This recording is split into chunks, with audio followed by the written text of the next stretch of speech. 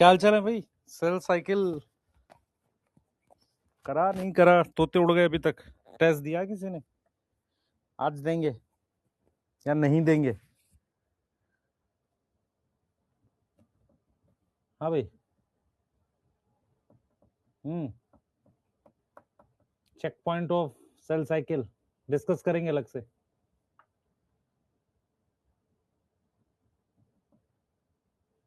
कल ही दे दिया था, बढ़िया। और कोई?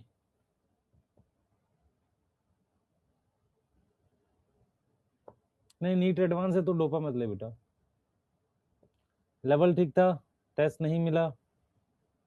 रॉन्ग आंसर तेरे को विकास सब में रॉन्ग दिखता है, कुछ ठीक भी दिखता है। टेस्ट मिलेगा वहां पर मेरे टेलीग्राम चैनल पे, है ना। मेरा टेलीग्राम चैनल है तरुण सर वेदांतु नाम से। कितने फॉलोवर हैं? लगभग 49,000 के आसपास। मिल जाएगा आपको। कोट में कोट पहना हुआ है मैंने। खोजो तो सही यार, खोजने से भगवान मिल जाते हैं। तुम हमारा टेलीग्राम नहीं खोज पा रहे हो अभी तक। हाँ। लिविंग वर्ल्ड से एक क्वेश्चन आते हैं।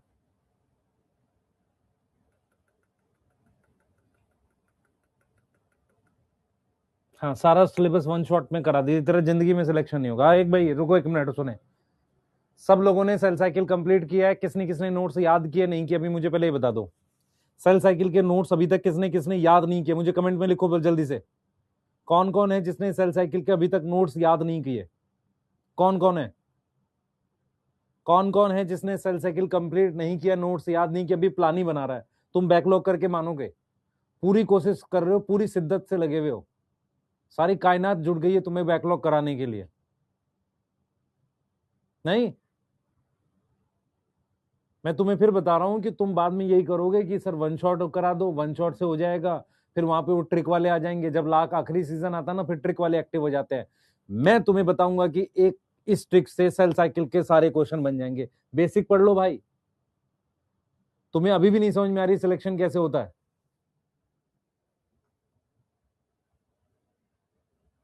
आज कंप्लीट करो सारे। जिसका बैकलॉग हो गया 1.5 पे लगाओ या 2 पे लगाओ, मुझे नहीं पता, 2x पे, जैसे करना हो तुम्हें। आज साहब सब लोग सेल साइकिल कंप्लीट करेंगे विद क्वेश्चंस। जो मैंने उसका टेस्ट दिया है टेलीग्राम चैनल से उठाओ, मेरे वाला खोजो, कहीं से खोजो, मुझे नहीं पता। खोजो, उसको कंप्लीट करके रखो। क्लियर है? यस। आज कंप्लीट करेंगे उसे। सही। हाँ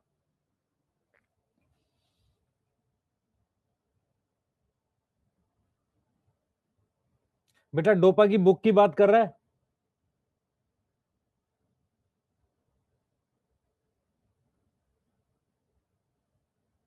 बुक आने में टाइम लगेगा। आज एक डाउट सेशन भी है मेरे पास। थोड़ा सा राइटिंग पैड आ जाने दो, मैं प्रॉपर क्वेश्चंस कराऊंगा सेल साइकिल के अच्छे वाले। अच्छे वाले 20 क्वेश्चंस कराऊंगा एक सेशन लगाकर। तो आज वाला डाउट सेशन आपका मोस्ट प्रोबेबली फ्राइडे या सैटरडे में लगा देता हूं। वहां पर सेल साइकिल के हम लोग अच्छे क्वेश्चन करेंगे। भाई एक मिनट सुन लो मेरी बात ध्यान से। अपने बगल वाले को मत देखो वो क्या कर रहा है क्या नहीं कर रहा। काउंसलिंग आ गई है, कोई दिक्कत नहीं है आपको। सारे बच्चे आज सेल साइकिल कंप्लीट करेंगे। उसका मैं कहोगे तो एक फिल इन द ब्लैंक्स का एक असाइनमेंट बना दूंगा अच्छे से, वो कर लो। मैं हैंड रिटन नोट्स पे काम कर रहा हूँ किसी के थ्रू मदद से, तो वो भी मैं आपको इसका दे दूंगा सेल साइकिल का। पर प्लीज कम से कम याद तो करो। आज कुछ भी करके सेल साइकिल को हम लोग नोट्स और याद कर लेंगे। यस। हाँ बताओ, जल्दी जल्दी बताओ। हाँ शॉर्ट नोट दूंगा बेटा, बनवा रहा हूं मैं वो। टेस्ट अच्छा नहीं गया तो फिर से याद करो।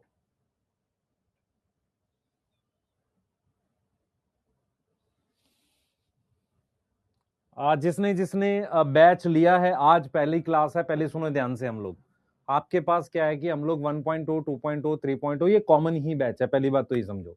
हमारे पास क्या है बेटा, ऐसा नहीं कि हम लोग 10 बैच पढ़ाते हैं। अभी 3.0 में सेल यूनिट ऑफ लाइफ मुझे कराना है, वो इवनिंग की क्लासेस में एक्स्ट्रा लगा के कराएंगे।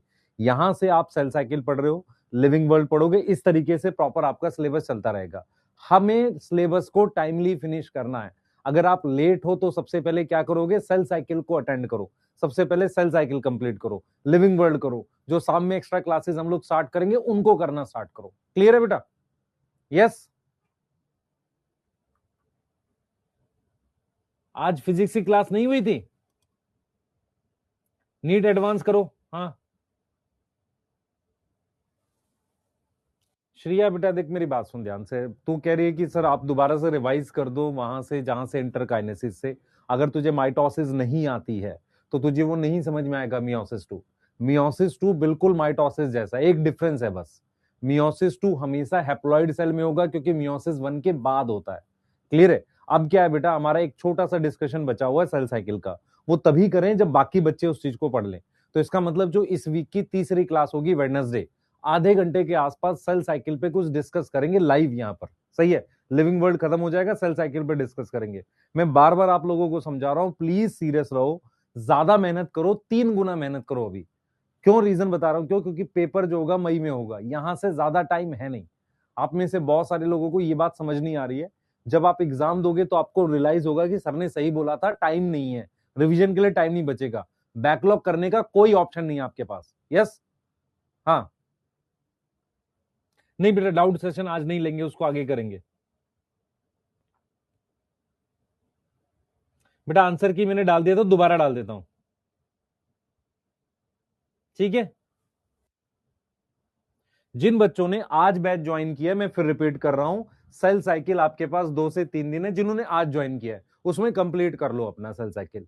उसका एक टेस्ट दिया मैंने अपने पर्सनल टेलीग्राम चैनल पे, और एक मंथन नीट का टेलीग्राम चैनल है, वहां पर उस टेस्ट को आप अटेम्प्ट करेंगे, 3 दिन के अंदर उस चीज को खत्म करेंगे। सही? बाकी सब्जेक्ट भी करना है। प्लीज ऐसे मत किया करो, अगर आपका कोई बैकलॉग है तो एक एक लेक्चर देख के किया करो, नहीं, किसी भी सब्जेक्ट का करना है तो एक चैप्टर पूरा खत्म करना है, ऐसे करके करोगे तो आपको हो जाएगा। करें बेटा? करें?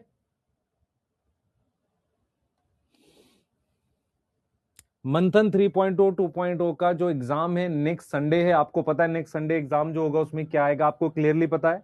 नेक्स्ट संडे जो एग्जाम है उसमें आपको पता है कि बॉटनी में सेल साइकिल पूरा आएगा। तो प्लीज उस टेस्ट को अच्छे से करके आएंगे आप लोग। यस, उस टेस्ट को अच्छे से करके आएंगे। आयशा शेख प्लीज सलाह मत दो वन शॉट देख लें या वन शॉट देख लो, नहीं, आपको प्रॉपर चैप्टर यहीं से करना है। नहीं बेटा, टेस्ट में सूरज पटनायक जी कह रहे हैं कि टेस्ट में वीडियो सॉल्यूशन दीजिए, नहीं देंगे कभी भी आपको, और देना भी नहीं चाहिए। वीडियो सॉल्यूशन से क्या फायदा हो जाएगा तुझे? अगर तू वीडियो देख के सीख रहा है तो तूने टेस्ट क्यों दिया फिर? तुझे तो बस ये पता चलना चाहिए ये स्टेप्स हैं, बाकी तो दिमाग तेरे को लगाना चाहिए। कायदे से तो टेस्ट के सॉल्यूशन की नीड नहीं होती, सिर्फ आंसर की नीड होती है। सॉल्यूशन उन्हीं क्वेश्चंस के चाहिए होते हैं जिसमें आप फंस रहे हो, बाकी तो जरूरत ही नहीं है आपको। अगर आप कोई टेस्ट देने जा रहे हो, बिना पढ़े जा रहे हो क्या? प्लीज सीरियस रहो, मैं बार बार बोल रहा हूं, एक्स्ट्रा ऑर्डिनरी डिमांड मत करो, कीप इट सिंपल। सिंपल क्या है? हम चैप्टर के प्रॉपर लेक्चर यहां से पढ़ रहे हैं, उसके क्वेश्चन सॉल्व कर रहे हैं, उसका टेस्ट दे रहे हैं, कुछ नहीं करना। और आपने पूरे साल भर आपको जितनी बार मैं टेस्ट देता जाऊं पीडीएफ में, उसको सॉल्व करते चले जाओ, उसके अलावा कुछ नहीं करना आपने। अपनी नोट्स बार बार रिवाइज करो, उसके बाद जब आप क्वेश्चन बना लो नीट एडवांस के, तब आप एनसीईआरटी करो। सही है? चालू करें? जल्दी बोलो, चालू करें बेटा? चालू करें लिविंग वर्ल्ड, छोटा चैप्टर है। यस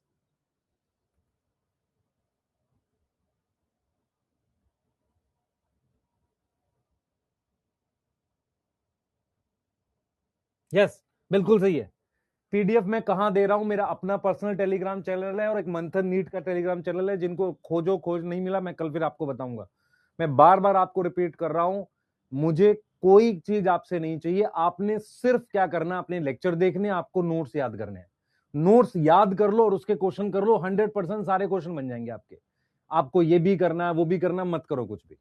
आपको बोला कि ज्यादा ज्यादा क्वेश्चन बनाने तो नीट एडवांस के बना ले, क्या उतने क्वेश्चन सफिशिएंट होंगे बेटा? मल्टीपल रिवीजन चाहिए नोट्स की, बस। कर सकते हैं हम लोग, स्टार्ट कर ले लिविंग वर्ल्ड। लिविंग वर्ल्ड में मुझे कितना टाइम चाहिए? 2.5 दिन चाहिए। इसका मतलब इस मंथ में मुझे, सॉरी इस वीक में मुझे आधा दिन बचेगा, उसमें क्या डिस्कस करेंगे? सेल साइकिल के कुछ टॉपिक छोटे छोटे, ताकि आपके जो डाउट है वो क्लियर कर दे। क्लियर है बेटा? चलें, ये स्टार्ट कर रहे हैं।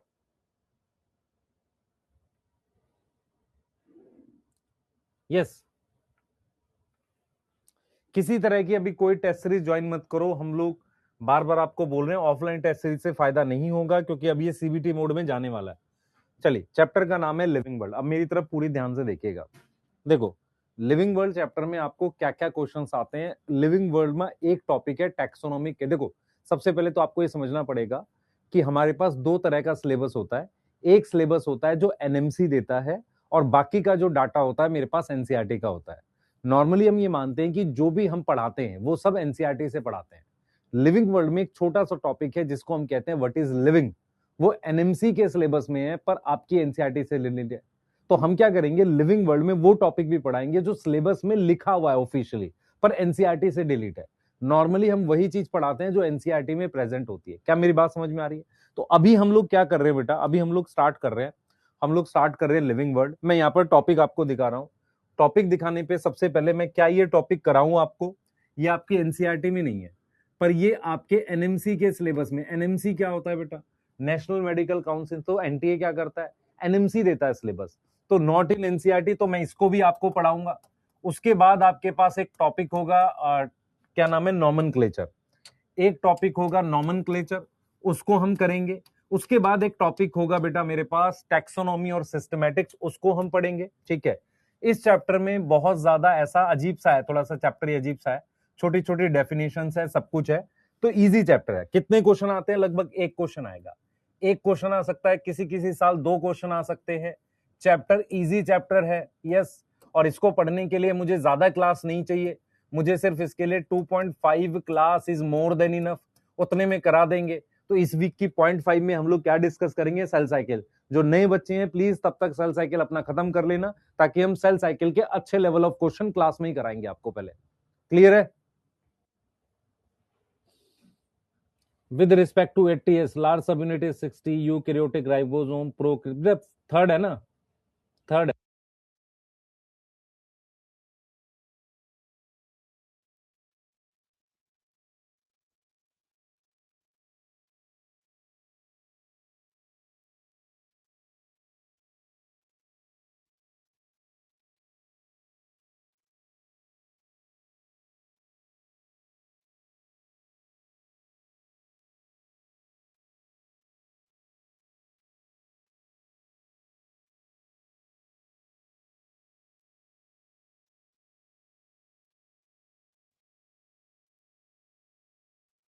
स्टार्ट करें? आवाज आ गई है आपको? ठीक है, आवाज आने लगी है। अब देखो मेरी बात सुनो ध्यान से। आज क्या डेट है पहले बताओ मुझे।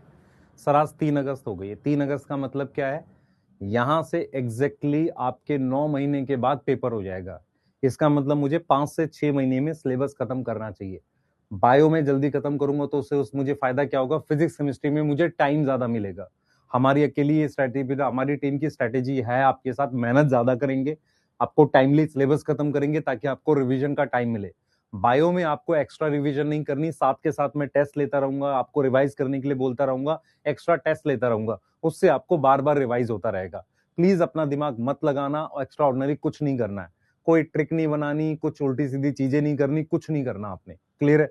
जितना बोलो उतना अपने दिमाग में बिठाओ। क्लियर? यहां से वही बच्चे सिलेक्ट होंगे जिनको इस बात की अवेयरनेस होगी कि वो समझ पा रहे होंगे कि सच में टाइम कम है अगले साल के लिए। अगर सीबीटी लगता है तो कई तरह के पेपर आएंगे, हर तरह के पेपर के लिए आपको मैं तैयार करूंगा, टेंशन मत लो। बस आप जैसा बोला जाए वैसा करो। लिविंग वर्ल्ड एक छोटा चैप्टर है, छोटे चैप्टर में हमें जल्दी इसको कराना भी है, तो मेरे हिसाब से इतना टाइम बहुत है कि 2.5 क्लास में हम लगभग 2 क्लास से 2-3 क्लास के बीच में इसको कराते हैं। टॉपिक क्या है? पहला टॉपिक है concept of living. Concept of living का जो टॉपिक है ना बेटा, ये एनसीईआरटी में नहीं है पर ये एनएमसी के सिलेबस में है, तो इसको पढ़ा देते हैं। पर जब इसको हम पढ़ाते हैं तो एक चीज खास याद रखते हैं, मैं आपको समझाता हूं। जब हम इसको पहले पढ़ाते थे, जब ये एनसीईआरटी में रहता था, तो 1 या 2 क्लास तक तो इसी को पढ़ाते रहते थे। लेकिन अब क्या करते हैं, इसको थोड़ा सा कंप्रेस कर देते हैं। उससे क्या फायदा होता है कि अगर क्वेश्चन आया, वैसे तो चांसेस बहुत कम है इस टॉपिक से, ये जो टॉपिक है ना बेटा कॉन्सेप्ट ऑफ लिविंग, इससे क्वेश्चन आने के चांसेस बहुत कम है।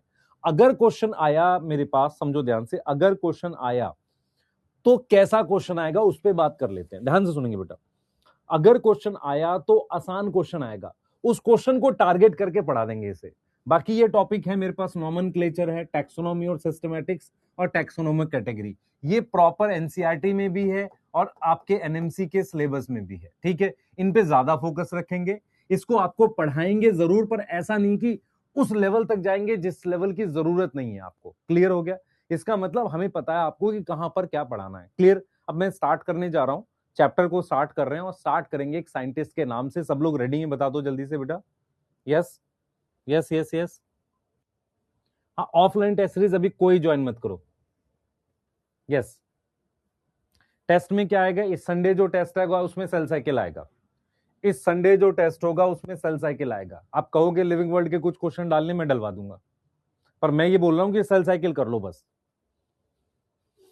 ठीक है, चालू करते हैं। तो देखो क्या हुआ है टोटल, मैंने बता दो, मैंने बहुत वीडियोस भी बनाई आप लोगों के लिए। तो मैंने क्या किया था, लास्ट ईयर एक वीडियो बनाई थी जिसमें मैंने हर यूनिट टोटल, मुझे बताओ 11 12th में टोटल कितनी यूनिट है? सर 11 12th में मिला के टोटल 10 यूनिट है ना? बायो में टोटल 10 यूनिट है। हर यूनिट के स्टार्टिंग में एक साइंटिस्ट का नाम दे रखा है। जैसे लिविंग वर्ल्ड एक यूनिट है जिसको हम कहते हैं डाइवर्सिटी की यूनिट है। डाइवर्सिटी इन लिविंग ऑर्गेनिज्म की एक यूनिट है। इसमें टोटल 4 चैप्टर है। Living world, biological classification, plant kingdom, animal kingdom, ये 4 चैप्टर है। सही है। हर यूनिट के स्टार्टिंग में क्या दे रखा होता है? एक साइंटिस्ट का नाम दे रखा होता है।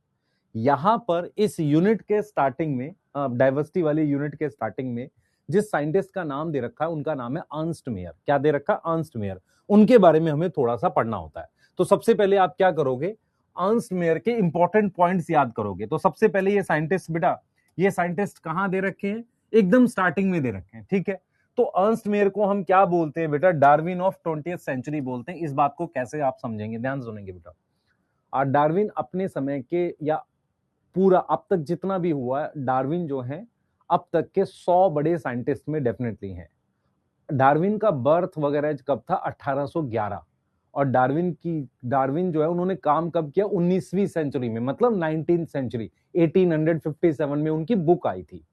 अब ये जो साइंटिस्ट है जिनका नाम अर्नस्ट मेयर है, इन्होंने काम किया है 20वीं सदी में, 1900 कुछ में। इसीलिए इनको बोला जाता है Darwin of 20th century, because of इनके कंट्रीब्यूशन की वजह से। अब अर्नस्ट मेयर का सबसे बड़ा कंट्रीब्यूशन है उनकी स्पीशीज की डेफिनेशन।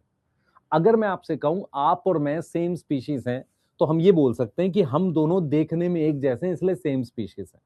पर अर्नस्ट मेयर ने स्पीशीज की एक डेफिनेशन दी थी जो सबसे ज्यादा वैलिड थी। स्पीशीज की एक डेफिनेशन दी थी जो सबसे ज्यादा वैलिड थी। किसने दी थी? अर्नस्ट मेयर ने। उस वैलिड डेफिनेशन में क्या था, पहले उसको समझो। इन्होंने स्पीशीज की एक ऐसी डेफिनेशन दी जो सबसे ज्यादा वैलिड है। इनको बोला जाता है डार्विन ऑफ 20th सेंचुरी। ये पूरी सदी के, मतलब हम बोलते हैं कि अब तक के टॉप 100 साइंटिस्ट में एक थे अर्नस्ट मेयर। ठीक है, इन्होंने स्पीशीज की एक ऐसी डेफिनेशन दी जो सबसे ज्यादा वैलिड है, और उसको हम एक और नाम देते हैं बायोलॉजिकल कॉन्सेप्ट ऑफ स्पीशीज। क्या नाम देते हैं बेटा? बायोलॉजिकल कॉन्सेप्ट ऑफ स्पीशीज का नाम देते हैं। क्या नाम देते हैं? बायोलॉजिकल कॉन्सेप्ट ऑफ स्पीशीज का नाम देते हैं। किसको नाम देते हैं बेटा हम लोग? अर्नस्ट मेयर ने जो दिया उसको हम नाम देते हैं biological concept of species. Clear है? क्लियर है? यस, सही है। ठीक है, तो इसको इन्होंने बोला बायोलॉजिकल कॉन्सेप्ट ऑफ स्पीशीज। अब मैं यहां से 2 बातें बताऊंगा, आप सुनना ध्यान से। इनके अकॉर्डिंग, ध्यान से सुनेंगे, इनके अकॉर्डिंग मान लो, ध्यान सुनेंगे, इनके अकॉर्डिंग ये दोनों सेम स्पीसीज के मेंबर हैं। अगर इनके बीच में इंटरब्रीडिंग, मतलब ये आपस में रिप्रोड्यूस करके फर्टाइल यंग वन बनाते हैं। मैं फिर रिपीट कर रहा हूं, सेम स्पीशीज के जो मेंबर होते हैं, स्मेल आ रही है, जल तो नहीं रहा, चलो कोई नहीं। हम क्या लिख रहे हैं बेटा यहां पे? क्या डेफिनेशन लिख रहे हैं? हम लिख रहे हैं कि member of same species, member of same species कौन होंगे? विच कैन, जो क्या है? विच इज सिमिलर, जो देखने में एक जैसे हो, है ना? सबसे important point, which can interbreed, जो क्या कर सकते हैं? इंटरब्रीड कर सकते हैं, and produce fertile young one, and produce fertile young one. क्या समझ में आ रही है? ऐसे यंग वन बना रहे हैं जो फर्टाइल हो, ऐसे यंग वन बना रहे हैं जो हमारे पास फर्टाइल हो। क्या मेरी बात समझ में आई है? ऐसे यंग वन बना रहे हैं जो फर्टाइल हो। एक लिख रहा है सर मुझे भी स्मेल आ रही है, वो तू नहाया नहीं होगा बेटा, नहा के क्लास किया कर, है ना? देख इधर ध्यान से सुन, फिर रिपीट कर रहा हूं। हमें क्या पढ़ रहे हैं हम लोग? हमारे पास टोटल है 10 यूनिट बायो में। हर यूनिट के स्टार्टिंग में एक साइंटिस्ट के बारे में दे रखा है। हमने जब सेल यूनिट ऑफ लाइफ पढ़ा तो वहां पर थे कौन? रामाचंद्रन, यस, उनके बारे में पढ़ा था। अब हम पढ़ रहे हैं अर्नस्ट मेयर के बारे में। अर्नस्ट मेयर के 2-3 कंट्रीब्यूशन याद रखो, उसी पे क्वेश्चन पूछेगा। वैसे तो पैराग्राफ दे रखा है, पर पूरा पूरा पैराग्राफ नहीं रटना हमने सिर्फ 2-3 कंट्रीब्यूशन याद रखने। पहला, इनको हम कहते हैं डार्विन ऑफ 20th सेंचुरी। दूसरा, स्पीशीज की डेफिनेशन इन्होंने दी थी। इन्होंने कहा था कि दो लोगों को हम सेम स्पीशीज कब बोलते हैं, जब उनके बीच में रिप्रोडक्शन पॉसिबल हो और वो जो यंग वन बनाए, जो बच्चा बनाए, वो आगे अपनी जनरेशन बढ़ा सकता हो। ठीक है, क्लियर है। इनको क्या है बेटा, ट्रिपल क्राउन ऑफ बायोलॉजी, मतलब इनको 3 बड़े प्राइज मिले थे बायो के, है ना। तीन जो मेरे पास मतलब बायो के 3 टॉप प्राइज जो थे वो मिले थे, है ना, बायोलॉजी के, ऑफ बायोलॉजी। यस, और ये सच्चे वाले थे, ऐसा झूठे वाले नहीं है कि हम कुछ भी बोल दें कि हमें ये मिला हुआ है, वो मिला हुआ है। जैसे आजकल तो पीआर हो गया प्रॉपर कि हम कुछ भी बोल देते हैं। एक्चुअल में क्या है, जो मेरे को समझ में आता है आजकल क्या है कि किसी चीज का कुछ मतलब कोई पूछने वाला नहीं है, तो इसलिए हम लोग कुछ भी बोल देते हैं, हमें ये प्राइज मिला, वो प्राइज मिला, ये मिला। मैं आपको रियल बताता हूँ, हमारे आसपास जितना भी इकोसिस्टम है, जितने टीचर से मैं मिला हूँ, सबसे ज्यादा नॉलेज में एमडी सर है, मनीष दुबे सर। उनके 22 रिसर्च पेपर हैं और वो रियल वाले हैं। रियल वाले मतलब जो रियल में उन्होंने, और कहां से करिए, आप जब एमबीबीएस करोगे ना, जब आप एमबीबीएस करोगे तो रिसर्च लैब इंडिया में टोटल एक है सीएसआईआर के अंडर में, दूसरी है आईसीएमआर। आईसीएमआर मतलब एम्स के थ्रू है वो, वहां से उन्होंने माइक्रोबायोलॉजी में, तो उस लेवल के उन्होंने काम किया हुआ है। पर उस जैसे हम लोग क्या है कि मान लो कोई काम किया उसको ऐसा थोड़ी डेली दिखा रहे हैं, वो सब काम नहीं करना चाहिए। तो ट्रिपल क्राउन ऑफ बायोलॉजी जो है, इनको 3 बड़े प्राइज मिले हैं। उनमें एक बल्जान प्राइज है, एक बल्जान नाम है उसका, बल्जान प्राइज हो गया, ठीक है। एक क्रैफूड करके है, ठीक है, और एक है इंटरनेशनल प्राइज। बल्जाइन है, क्रैफूड है, इंटरनेशनल प्राइज फॉर बायोलॉजी है। ये 3 इनको मिले थे, है ना, इंटरनेशनल प्राइज फॉर बायोलॉजी। 3 बड़े प्राइज इनको मिले थे, किससे, बायो से रिलेटेड, है ना। काफी बेटा आप लोगों को नॉर्मल लगती है बातें, है ना। हमारे इंडिया में इस लेवल का कोई साइंटिस्ट नहीं है, ना अभी है, ना कुछ साल पहले तक भी थे, ना आने वाले टाइम पे होंगे। जिस लेवल का इन्होंने कंट्रीब्यूशन किया, ये पूरे अभी तक के टॉप 100 साइंटिस्ट में रहे हैं। कौन, अर्नस्ट मेयर। यस, हाँ, क्लियर है बेटा। यस, आईसीएमआर एक बार सर्च करना। मैं वही तो कह रहा हूं, एक्चुअल में क्या है, मेरी बात सुन ध्यान से। 5वीं क्लास के बच्चे को अगर मैं बोलूं कि मैं, मेरी बात सुन ध्यान से, 5वीं क्लास के बच्चे को अगर मैं बोलूं कि मैंने बोर्ड में ना, मुझे गोल्ड मेडल मिला हुआ है, और एक आदमी कह रहा है कि मैंने नीट में टॉप किया हुआ है, 5वीं क्लास को क्या पता कि बोर्ड क्या होता है और नीट क्या होता है, उसको कुछ समझ ही नहीं आती। समझ आ रहा है। लेकिन अब तुम्हारे लेवल पे समझ सकते हो, बोर्ड में टॉप करना और नीट में टॉप करना अलग अलग बात है। यस, तो जब आप हायर लेवल पे जाओगे तो आपको ये समझ में आएगा आईसीएमआर क्या है, तब आपको समझ में आएगा आईसीएमआर क्या है, सीएसआईआर क्या है। जैसे हम लोगों ने अपने टाइम पे एमएससी करी थी, तो हमने सीएसआईआर नेट क्वालिफाई किया हुआ है। सीएसआईआर क्या होता है, council of scientific industrial research, मतलब इंडिया की सबसे बड़ी रिसर्च की ऑर्गेनाइजेशन जो है गवर्नमेंट, उसकी टोटल इंडिया में 22-25 लैब है, या शायद उससे थोड़ी ज्यादा होंगी। दिल्ली में 1-2 हैं, कि अलग अलग जगह लैब्स हैं, और बड़ी लैब्स होती, छोटी लैब नहीं होती, ऐसा कमरे जैसा नहीं होता। लैब का मतलब होता है 40-50 एकड़ का कैंपस होता है उस लैब का। उन लैब्स जो होती हैं वो किसके अंडर है, सीएसआईआर के लिए। ऐसी एक और ऑर्गेनाइजेशन होती है जो टॉप लेवल की पीएचडी कराती है, उसे आईसीएमआर कहते हैं। यस, हाँ, ठीक है। हाँ, अब मेरे साथ क्या था, मैंने नेट क्वालिफाई किया था। जैसे आपको मान लो, जैसे आप इस बात को ऐसे समझो, आप नीट का एग्जाम कब देते हो, 12th पास करके, ठीक है। 12th देने के बाद देते हो, 12th अपियरिंग में देते हो, या आप 12th पास करके देते हो। एक एग्जाम होता है नेट, उसको आप 11th के साथ भी दे सकते हो। जैसे मान लो आपको कोई कह दे कि नीट आप 11th के साथ दे दो, हम लोगों ने तो वैसे कर लिया था, जैसे एमएससी के फर्स्ट ईयर में ही क्वालिफाई कर लिया था। और उसका सिंपल रीजन था, मैं बताता हूँ, मैं पढ़ाता भी था, बेसिक्स क्लियर थे। किसी भी बड़े एग्जाम में बेसिक्स क्लियर होना बहुत जरूरी है। आज भी मुझे याद है, ट्रांसपोर्ट इन प्लांट का एक शानदार क्वेश्चन आया था, खाली वो पुश और पुल से बन गया था। मतलब उसमें कितने क्वेश्चन आते हैं, 75 क्वेश्चन आते हैं, उसमें से आपको 25 क्वेश्चन की थ्योरी लिखनी थी। ऐसे क्वेश्चंस आते थे, थ्योरी टाइप के। यस बेटा, मैंने जामिया से किया हुआ, मैं आपको बताता हूँ। Graduation is from Delhi university north campus, masters from Jamia से मैंने किया हुआ है। और वहां पर 5,000 बच्चे बैठते थे, एंट्रेंस 5-6 हजार का होता था, उसमें से 80 सीट थी। और मैंने बायोकेम किया तो उसकी 20 थी। तो मैं प्रॉपर उस तरीके से गया था वहां, वैसे नहीं विदाउट एंट्रेंस किया हुआ। और मैंने मतलब कहाँ से एमएससी छोड़ी थी, मैंने एमएससी एंथ्रोपोलॉजी लेकर छोड़ी थी, उसका भी एंट्रेंस हुआ था। तो मुझे याद है कि मैंने 5-6 जगह एंट्रेंस दिया था एमएससी के लिए, उसमें से 4 में हुआ था। मेरे को बायोकेमिस्ट्री में इंटरेस्ट था तो मैं वहां चला गया था। फिर मुझे पीएचडी में उस वक्त तक इंटरेस्ट था, लेकिन मैंने देखा पीएचडी में स्ट्रगल बहुत है, 5-6 साल लग जाएंगे, तो मैंने कहा मैं पीएचडी नहीं करूंगा, फिर मैं सिविल्स की तरफ चला गया। ठीक है, तो वहां भी ऐसा नहीं कि हमने काम नहीं किया, लेकिन पॉइंट क्या है, पॉइंट ये है कि हम आपको सही गाइड कर रहे हैं कि नहीं, है ना। अच्छा, दूसरा, इन सब का टीचिंग से कुछ लेना देना नहीं है, क्योंकि टीचिंग हम इवॉल्व करते हैं सालों तक। क्या पढ़ाना है क्या नहीं पढ़ाना, इसका हमारी डिग्री से किसी का कोई लेना देना नहीं होता। यस,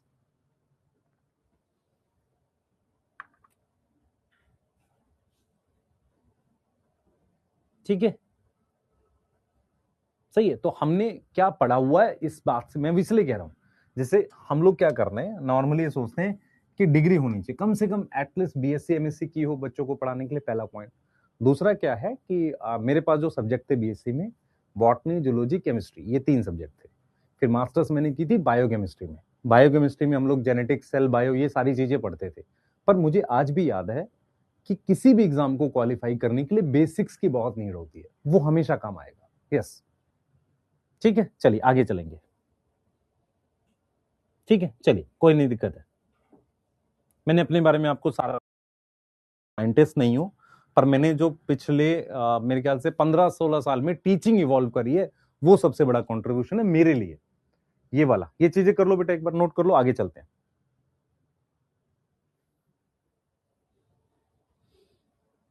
नीट करके टीचिंग नहीं कर सकते, मैं आपको बताता हूं क्यों नहीं कर सकते। जैसे आपने अभी इस साल नीट दिया, आपके बायो में भले ही 360 आ रहे हैं, पर आपके सारे टॉपिक परफेक्ट नहीं है। आप जब 4-5 साल पढ़ा लोगे तब जाके आपके टॉपिक परफेक्ट होंगे।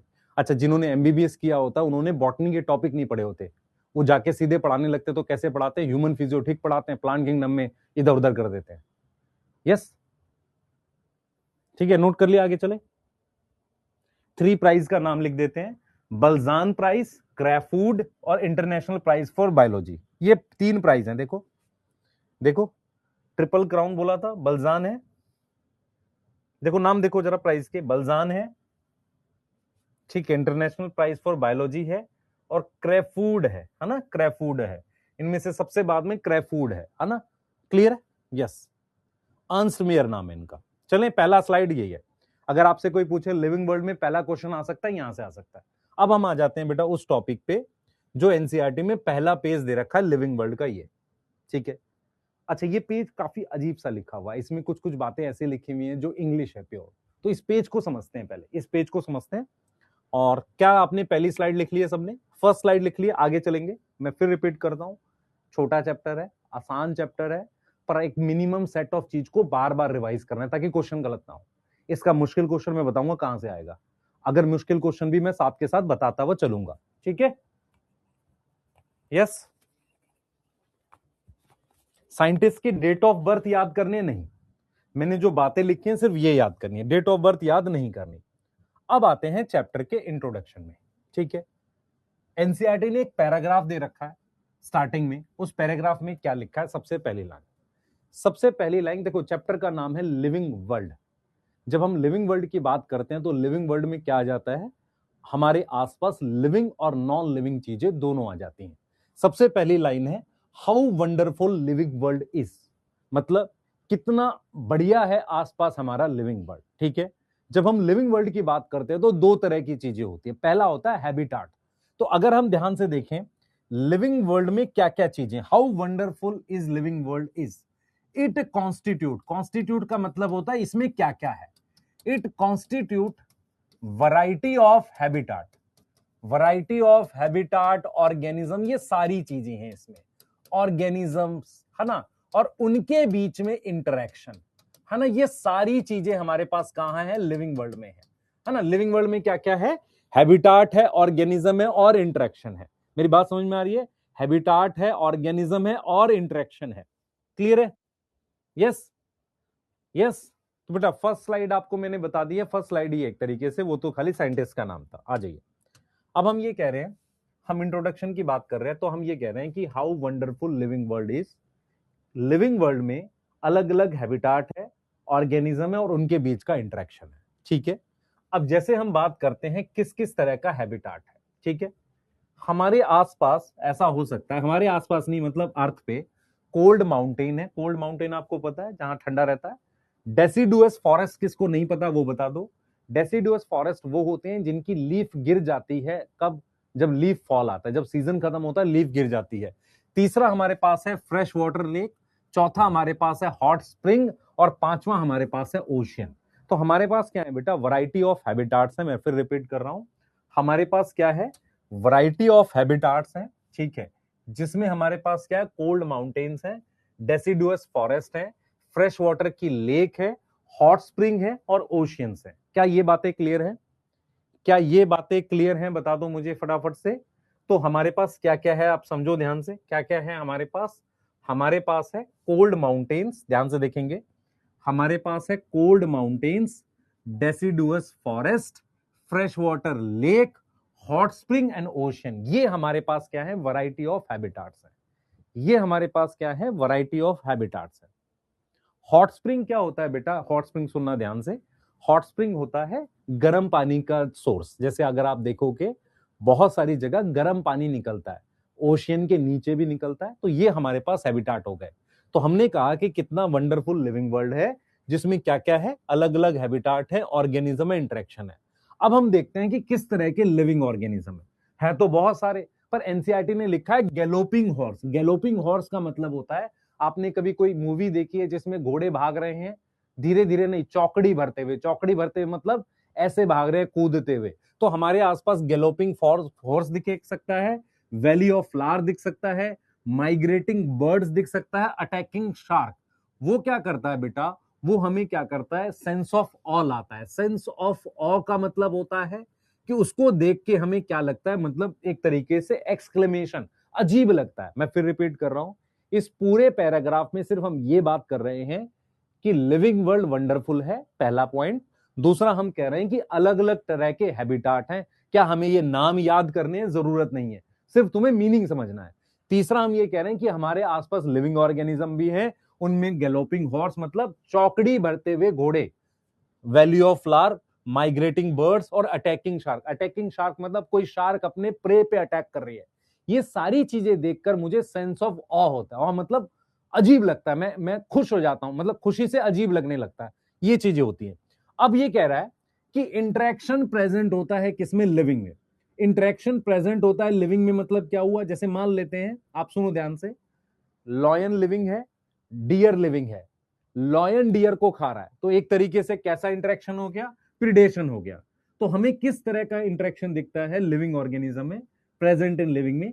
ऑर्गेनिज्म के बीच में कंपटीशन दिखता है, कन्फ्लिक्ट दिखता है, कौन किसी को खा रहा है, कन्फ्लिक्ट दिखता है। मॉलिक्यूलर ट्रैफिक किसे कहते हैं? किसी भी सेल के अंदर ए कन्वर्ट होता है बी केमिकल में, है ना? ये जो केमिकल चेंज है, इस केमिकल चेंज को हम क्या कहते हैं? लिविंग कहते हैं, मतलब सॉरी, मॉलिक्यूलर ट्रैफिक कहते हैं। तो ये क्या बता रहा, समझो ये क्या बोलना चाह रहा है। ये कह रहा है कि जब आप अपने आसपास देखते हो तो अलग अलग तरह के हैबिटाट दिखते हैं, पहला पॉइंट। क्या हमें इन हैबिटाट के नाम याद करने जरूरत नहीं है, सिर्फ आपको इसके मतलब समझने हैं। उसके अलावा हमारे आसपास क्या दिखते हैं? लिविंग ऑर्गेनिज्म दिखते हैं। वो लिविंग ऑर्गेनिज्म में अलग अलग इन्होंने बताया। सर क्या सिर्फ यही दिखते हैं? नहीं, और भी दिख सकते हैं, गधे घोड़े कुछ भी देख लो, है ना? पर उन्होंने जो एनसीईआरटी लिखी है मैं उसका नाम बता रहा हूं, ठीक है।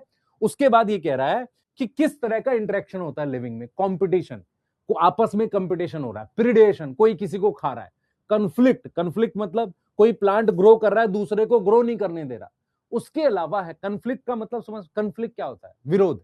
दो प्लांट के बीच में विरोध हो सकता है, हाँ, एक बड़ा ग्रो कर रहा है दूसरे को ग्रो ना करने दे, ऐसा कुछ हो सकता है। मेरी बात समझ पा रहे हो? कन्फ्लिक्ट हो सकता है, कंपटीशन हो सकता है। मॉलिक्यूलर ट्रैफिक, मॉलिक्यूलर ट्रैफिक का मतलब होता है, अगर मैं आपसे कहता हूं मॉलिक्यूलर ट्रैफिक, इसका मतलब मैं सेल के लेवल की बात कर रहा हूं। जैसे अगर आप मेरी बात सुनेंगे ध्यान से, आपने जो चैप्टर पढ़ा है जेनेटिक्स, उसका नाम क्या है? मॉलिक्यूलर बेसिस ऑफ इनहेरिटेंस, मतलब सेल के अंदर डीएनए लेवल की बात हो रही है। तो जब हम बात करते हैं मॉलिक्यूलर ट्रैफिक की, तो इसका मतलब हम केमिकल चेंज या रिएक्शंस की बात कर रहे हैं जो सेल के अंदर हो रहा है। क्लियर है? रिएक्शंस की बात कर रहे हैं, मेरी बात समझ में आ रही है? रिएक्शंस की बात कर रहे हैं, क्या यहां तक क्लियर है बच्चे? कन्फ्लिक्ट को समझा दो, कन्फ्लिक्ट का हिंदी में मीनिंग क्या होता है? What is meaning of conflict? मतलब किसी की बात से कोई दूसरा राजी नहीं है, उनका आपस में विरोध है। तो आपको लिविंग में कोई विरोध दिखता है? हाँ, दिख सकता है। मान लो कोई एनिमल यहां खा रहा है, कोई दूसरा एनिमल उसके बगल में ना खाए, that is conflict. Conflict competition लगभग एक जैसी चीज हो सकती है। हम सिर्फ आपको ये समझा रहे हैं कि तुम्हारी एनसीईआरटी में लिखा क्या, उसको कैसे समझना है। इस पूरे पैराग्राफ से कोई क्वेश्चन नहीं बनता, सिर्फ ये बनता है कि वंडरफुल लिविंग वर्ल्ड है, अलग अलग टाइप के हैबिटाट है, क्या लिविंग ऑर्गेनिज्म है और उनके बीच में क्या इंटरेक्शन है। इंटरेक्शन समझ में आता है, लिविंग ऑर्गेनिज्म आपस में किन चीजों में इंटरेक्ट करते हैं। जैसे गाय ने घास को खा लिया, दैट इज प्रीडेशन। मेरी बात समझ पा रहे हो कि नहीं पा रहे हो। लाइकन्स में एल्गी फंजाई साथ में रह रही, that is mutualism, that is interaction also. इसके अलावा कंपटीशन, कॉन्फ्लिक्ट, मॉलिक्यूलर ट्रैफिक का मतलब सेल के अंदर, जब भी बात आए मॉलिक्यूलर की, इसका मतलब हम सेल के अंदर की बात कर रहे हैं। ठीक है, यस।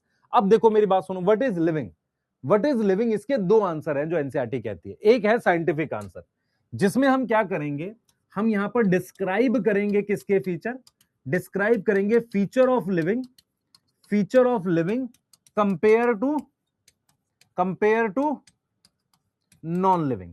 हम नॉन लिविंग के कंपैरिजन में हम क्या बता रहे हैं, लिविंग क्या होता है ये बताएंगे। दूसरा है बेटा हमारे पास पर्पस ऑफ लिविंग, हम जिंदा क्यों हैं।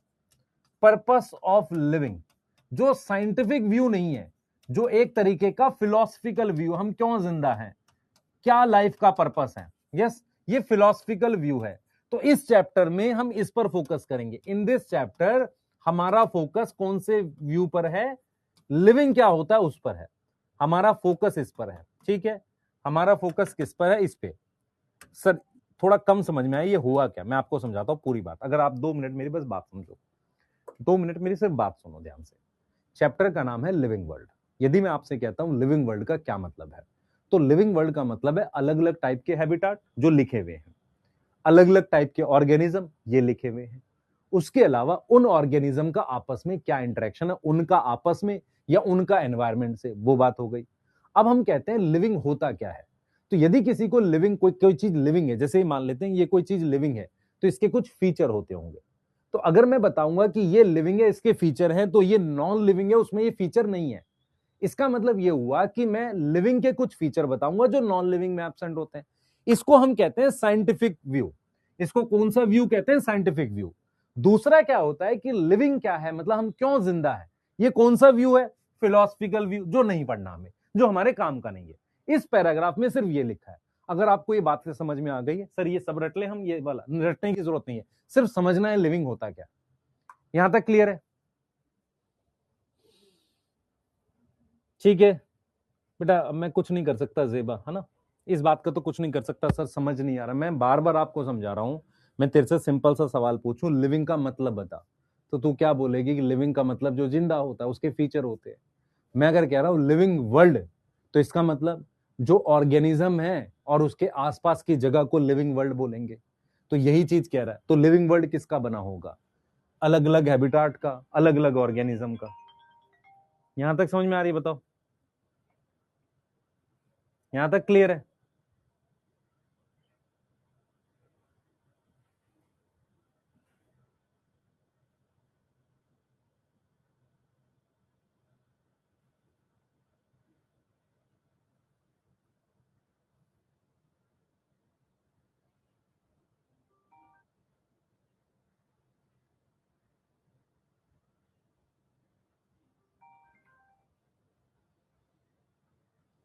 यहां तक क्लियर है बेटा?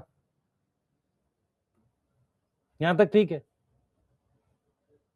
सेंस ऑफ ऑ का मतलब क्या है, जब आप कोई ऐसी चीज देखते हो, जैसे मान लो अचानक से आपने देखा इतने ज्यादा घने बादल आ गए, तो आपको क्या आ गया, सेंस ऑफ ऑ आ गया। सेंस ऑफ ऑ का क्या मतलब होता है, आपको लगा वाव क्या अजीब सा हो गया, ये चीज होती है।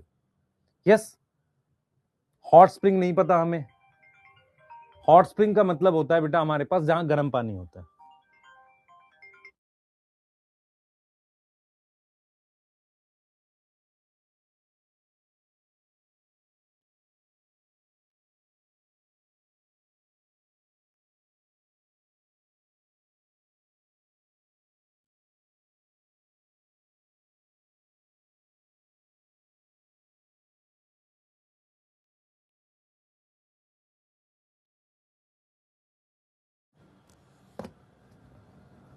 हो गया बेटा?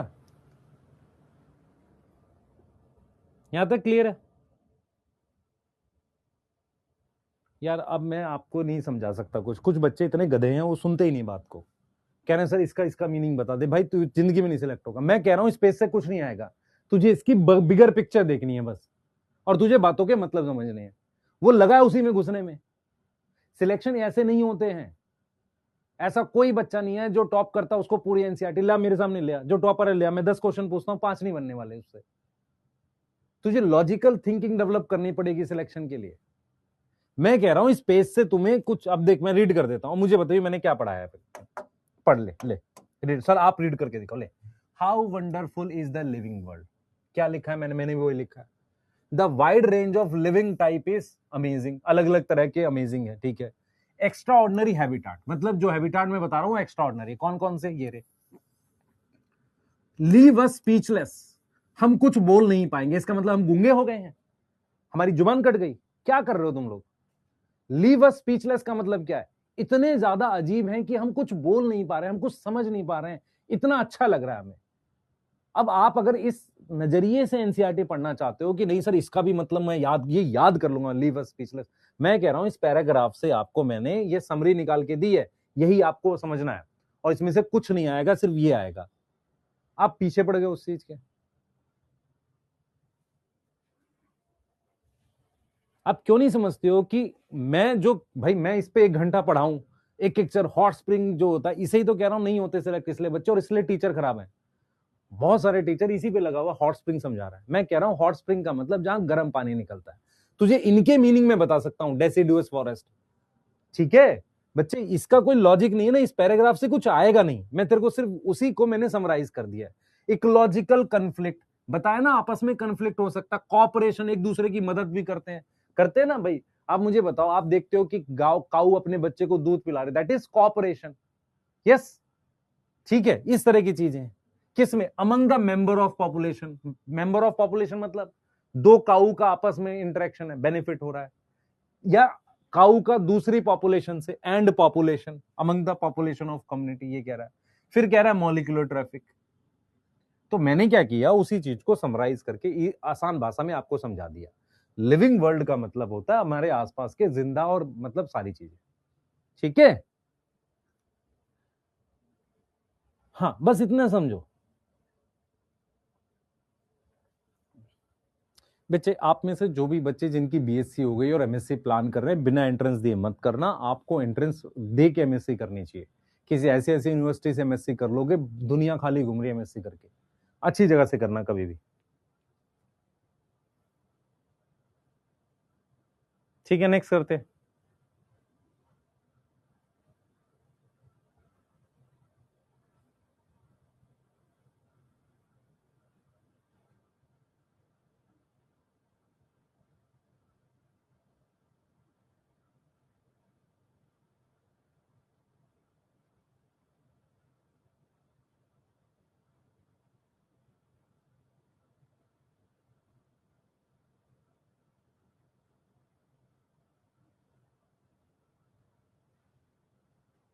नेक्स्ट करें।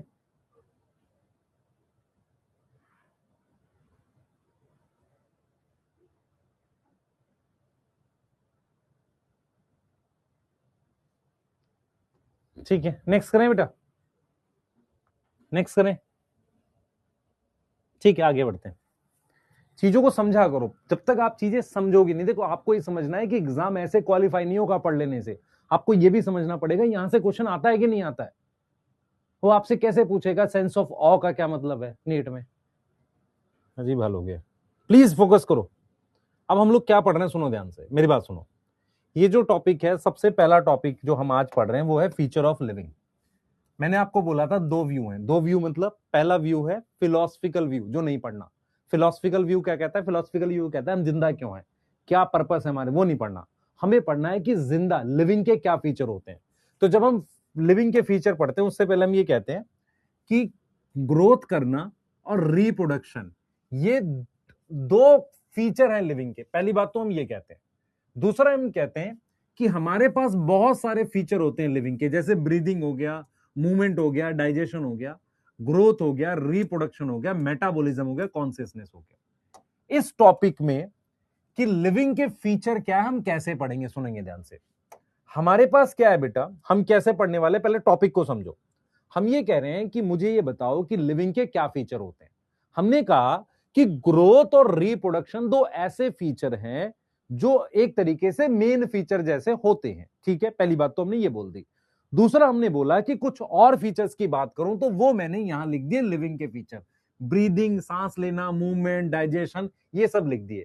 इनमें से ये चार फीचर जो हैं इनके अराउंड एनसीईआरटी डिस्कस करती है और ये कहती है कि ये डिफाइनिंग फीचर है कि नहीं, इस पर डिस्कशन करते हैं। मेरी बात सुनना ध्यान से, मेरी बात सुनना। मान लो मैं ये कहता हूं कि ये जो है ये मेरे पास एक कोई चीज है, ये लिविंग है। ठीक है, क्लियर है? मेरी बात सुनना। मैं कह रहा हूं कि ये ग्रोथ कर रहा है, सुनना ध्यान से। मैं कह रहा हूं ये ग्रोथ करता है, लिविंग ग्रोथ करता है। लिविंग के अंदर रिप्रोडक्शन होती है, मेटाबॉलिज्म होती है, कॉन्सियसनेस होती है। मैं आपसे ये कहना चाह रहा हूं कि हम इस टॉपिक में कैसे पढ़ने वाले हैं, पहले इस पूरी पूरी बात को समझने की कोशिश करो। सबसे पहले हम क्या करेंगे, इन चारों फीचर्स के बारे में जानेंगे और ये पता करेंगे कि ये चारों फीचर डिफाइनिंग फीचर है कि नहीं है। फॉर एग्जाम्पल, अगर मैं कहता हूं, ध्यान सुनेंगे, मैं कहता हूं कि ग्रोथ डिफाइनिंग फीचर है। डिफाइनिंग फीचर का मतलब ये होता है कि लिविंग में ग्रोथ होगी, नॉन लिविंग में ग्रोथ नहीं होगी।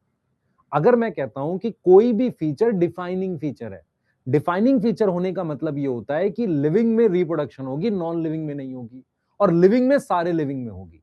तो इस चैप्टर के इस टॉपिक में, जिसका क्या नाम है, what is feature of living, इसमें हमें क्या पढ़ना है? इसमें हमें क्या पढ़ना है, इन चार फीचर्स के बारे में बात करनी है और ये देखना है कि ये डिफाइनिंग फीचर है कि नहीं। मेरी बात फिर रिपीट करूंगा, ध्यान से सुनेंगे। हम इस टॉपिक को एनसीईआरटी से हटा चुके हैं, ये एनसीईआरटी से हट गया है, सिर्फ एनएमसी के सिलेबस में है। इसमें हमें यह समझना है कि चार फीचर जो लिविंग के हैं, ग्रोथ, रिप्रोडक्शन, मेटाबॉलिज्म, कॉन्सियसनेस, इनके लिए हमें चेक करना है whether these features are, whether these features, क्या ये फीचर्स डिफाइनिंग फीचर हैं कि नहीं। डिफाइनिंग फीचर क्या होता है बेटा, पहले समझ। डिफाइनिंग फीचर का मतलब होता है कि क्या ये फीचर, मान लेते मैं कहता हूं कि जैसे, इधर ध्यान देंगे, इधर ध्यान देंगे सारे बच्चे। मैं ये कहता हूं कि ये हमारे पास क्या है, ये जो है ये लिविंग है। अगर मैं कहता हूं growth is a defining feature, इसका मतलब ये हुआ कि लिविंग में ग्रोथ होगी, नॉन लिविंग में नहीं होगी। तो ये जो टॉपिक है, जिसका जो जो हम लोग पढ़ते हैं लिविंग वर्ल्ड के बाद, कि लिविंग वर्ल्ड की हमने डेफिनेशन पढ़ ली, उसके बाद हम पढ़ते हैं फीचर ऑफ लिविंग। तो हम क्या करते हैं कि हमारे पास ये बहुत सारे फीचर है, इनमें से चार फीचर हम मेन उठाते हैं और ये चेक करते हैं कि ये डिफाइनिंग फीचर है कि नहीं। डिफाइनिंग फीचर का मीनिंग समझ लो। अगर किसी फीचर को डिफाइनिंग फीचर कहना है, ध्यान से सुनो बेटा, अगर किसी फीचर को any feature if defining feature, defining feature, then, ध्यान सुनेंगे, अगर किसी फीचर को हम डिफाइनिंग फीचर कहते हैं, इसका क्या मतलब है समझना ध्यान से। अगर किसी फीचर को हम डिफाइनिंग फीचर कहते हैं, इसका मतलब क्या है, देन इट मीन्स, इसका क्या मतलब है, मीन्स कि feature present in all living, वो फीचर सारे लिविंग में होना चाहिए, and absent in non living. Non living में क्या होना चाहिए, एब्सेंट होना चाहिए। क्या इतनी बात समझ में आ रही है कि नहीं आ रही है, बता दो। यहां से हमें सिर्फ क्या पढ़ना है, हेडिंग डालो, what is feature of living. Growth और रिप्रोडक्शन दो ऐसे कैरेक्टर हैं जो लगभग सब लिविंग में मिल जाते हैं। फिर हमने क्या किया कि कुछ फीचर लिख लिए। अब हम ये कह रहे हैं कि हम इन चार फीचर को लेके ग्रोथ, रिप्रोडक्शन, मेटाबॉलिज्म, कॉन्सियसनेस एक डिस्कशन करेंगे अभी, क्या ये डिफाइनिंग फीचर है कि नहीं है। अगर कोई फीचर डिफाइनिंग फीचर होता है, इसका मतलब लिविंग में होगा, नॉन लिविंग में वो फीचर नहीं होना चाहिए। क्लियर है? हम इन चारों फीचर को लेके यही डिस्कस करने वाले हैं। इसी डिस्कशन पर एक क्वेश्चन बन सकता है, चांसेस बहुत कम है, क्योंकि ये एनएमसी के सिलेबस में है, एनसीईआरटी से डिलीटेड है। यहां तक क्लियर है?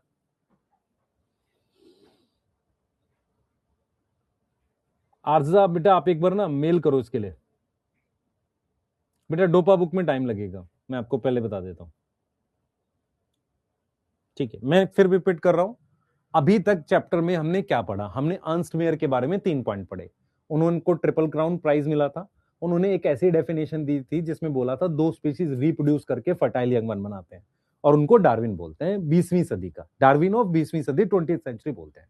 उसके बाद हमने पढ़ा लिविंग वर्ल्ड के में आसपास हैबिटाट है, लिविंग है, उनके बीच में कॉपरेशन, कॉन्फ्लिक्ट, ये चीजें चलती हैं। ठीक है, लिविंग क्या होता है, उसके कुछ फीचर होते हैं। कौन से फीचर होते हैं वो देख रहे हैं। हमने कुछ फीचर के नाम लिख लिए। अब इनमें से क्या चेक करेंगे कि कौन सा फीचर डिफाइनिंग फीचर है। डिफाइनिंग फीचर क्या होगा? जो सारे लिविंग में हो और नॉन लिविंग में ना हो। इतनी बात समझ में आ रही है? हम किन 4 के बारे में पढ़ेंगे? Growth, reproduction, metabolism, concession. और भी फीचर होते हैं लिविंग के, बहुत सारे हैं। यस, हम 4 के बारे में पढ़ रहे हैं।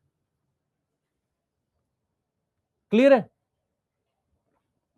आपको ये समझ में आ रहा है हमें करना क्या है? क्योंकि जब तक आपकी ब्रेन में क्लैरिटी नहीं होगी, क्या होता है हम लोग पैसिव याद करते हैं। पैसिव मतलब ये करके रट लेते हैं। रटो मत, चीजों को समझो, क्वेश्चन कहां से आएगा ये भी जरूरी है। अभी तक हमने जो पढ़ा वहां से सिर्फ अर्नस्ट मेयर से आ सकता है, और कहीं से नहीं आ रहा। ठीक है, चलिए स्टार्ट करते हैं। सबसे पहले ग्रोथ पे बात करते हैं। ग्रोथ किसे कहते हैं आपके हिसाब से? आ जाओ। सबसे पहला फीचर हमारे पास है ग्रोथ। सबसे पहले लिख लिया? किसी को लिखना है? कोई लिख भी रहा है? लिख लो जल्दी से। ग्रोथ पे बात करते हैं जल्दी से। पहले ग्रोथ पे पूरा डिस्कस करेंगे, फिर आगे बात करेंगे कुछ और। 10-10 मिनट लेंगे, एक एक फीचर को डिस्कस करेंगे। यस, लिख लीस? ठीक है, आ जाओ।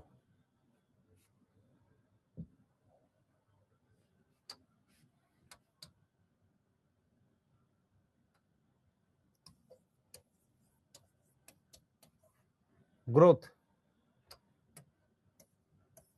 आ जाओ। What is growth? मान लो मुझे डिफाइन करना हो, कैसे डिफाइन करूंगा? सबसे पहले मेरे पास ग्रोथ है, कोई डेफिनेशन बताओ। और डेफिनेशन बताने के लिए अपने दिमाग में प्लांट और एनिमल दोनों रखा करो। ग्रोथ की सबसे पहले डेफिनेशन का पॉइंट होता है जो भी चीज बढ़े वो इरिवर्सिबल हो। It is irreversible increase in,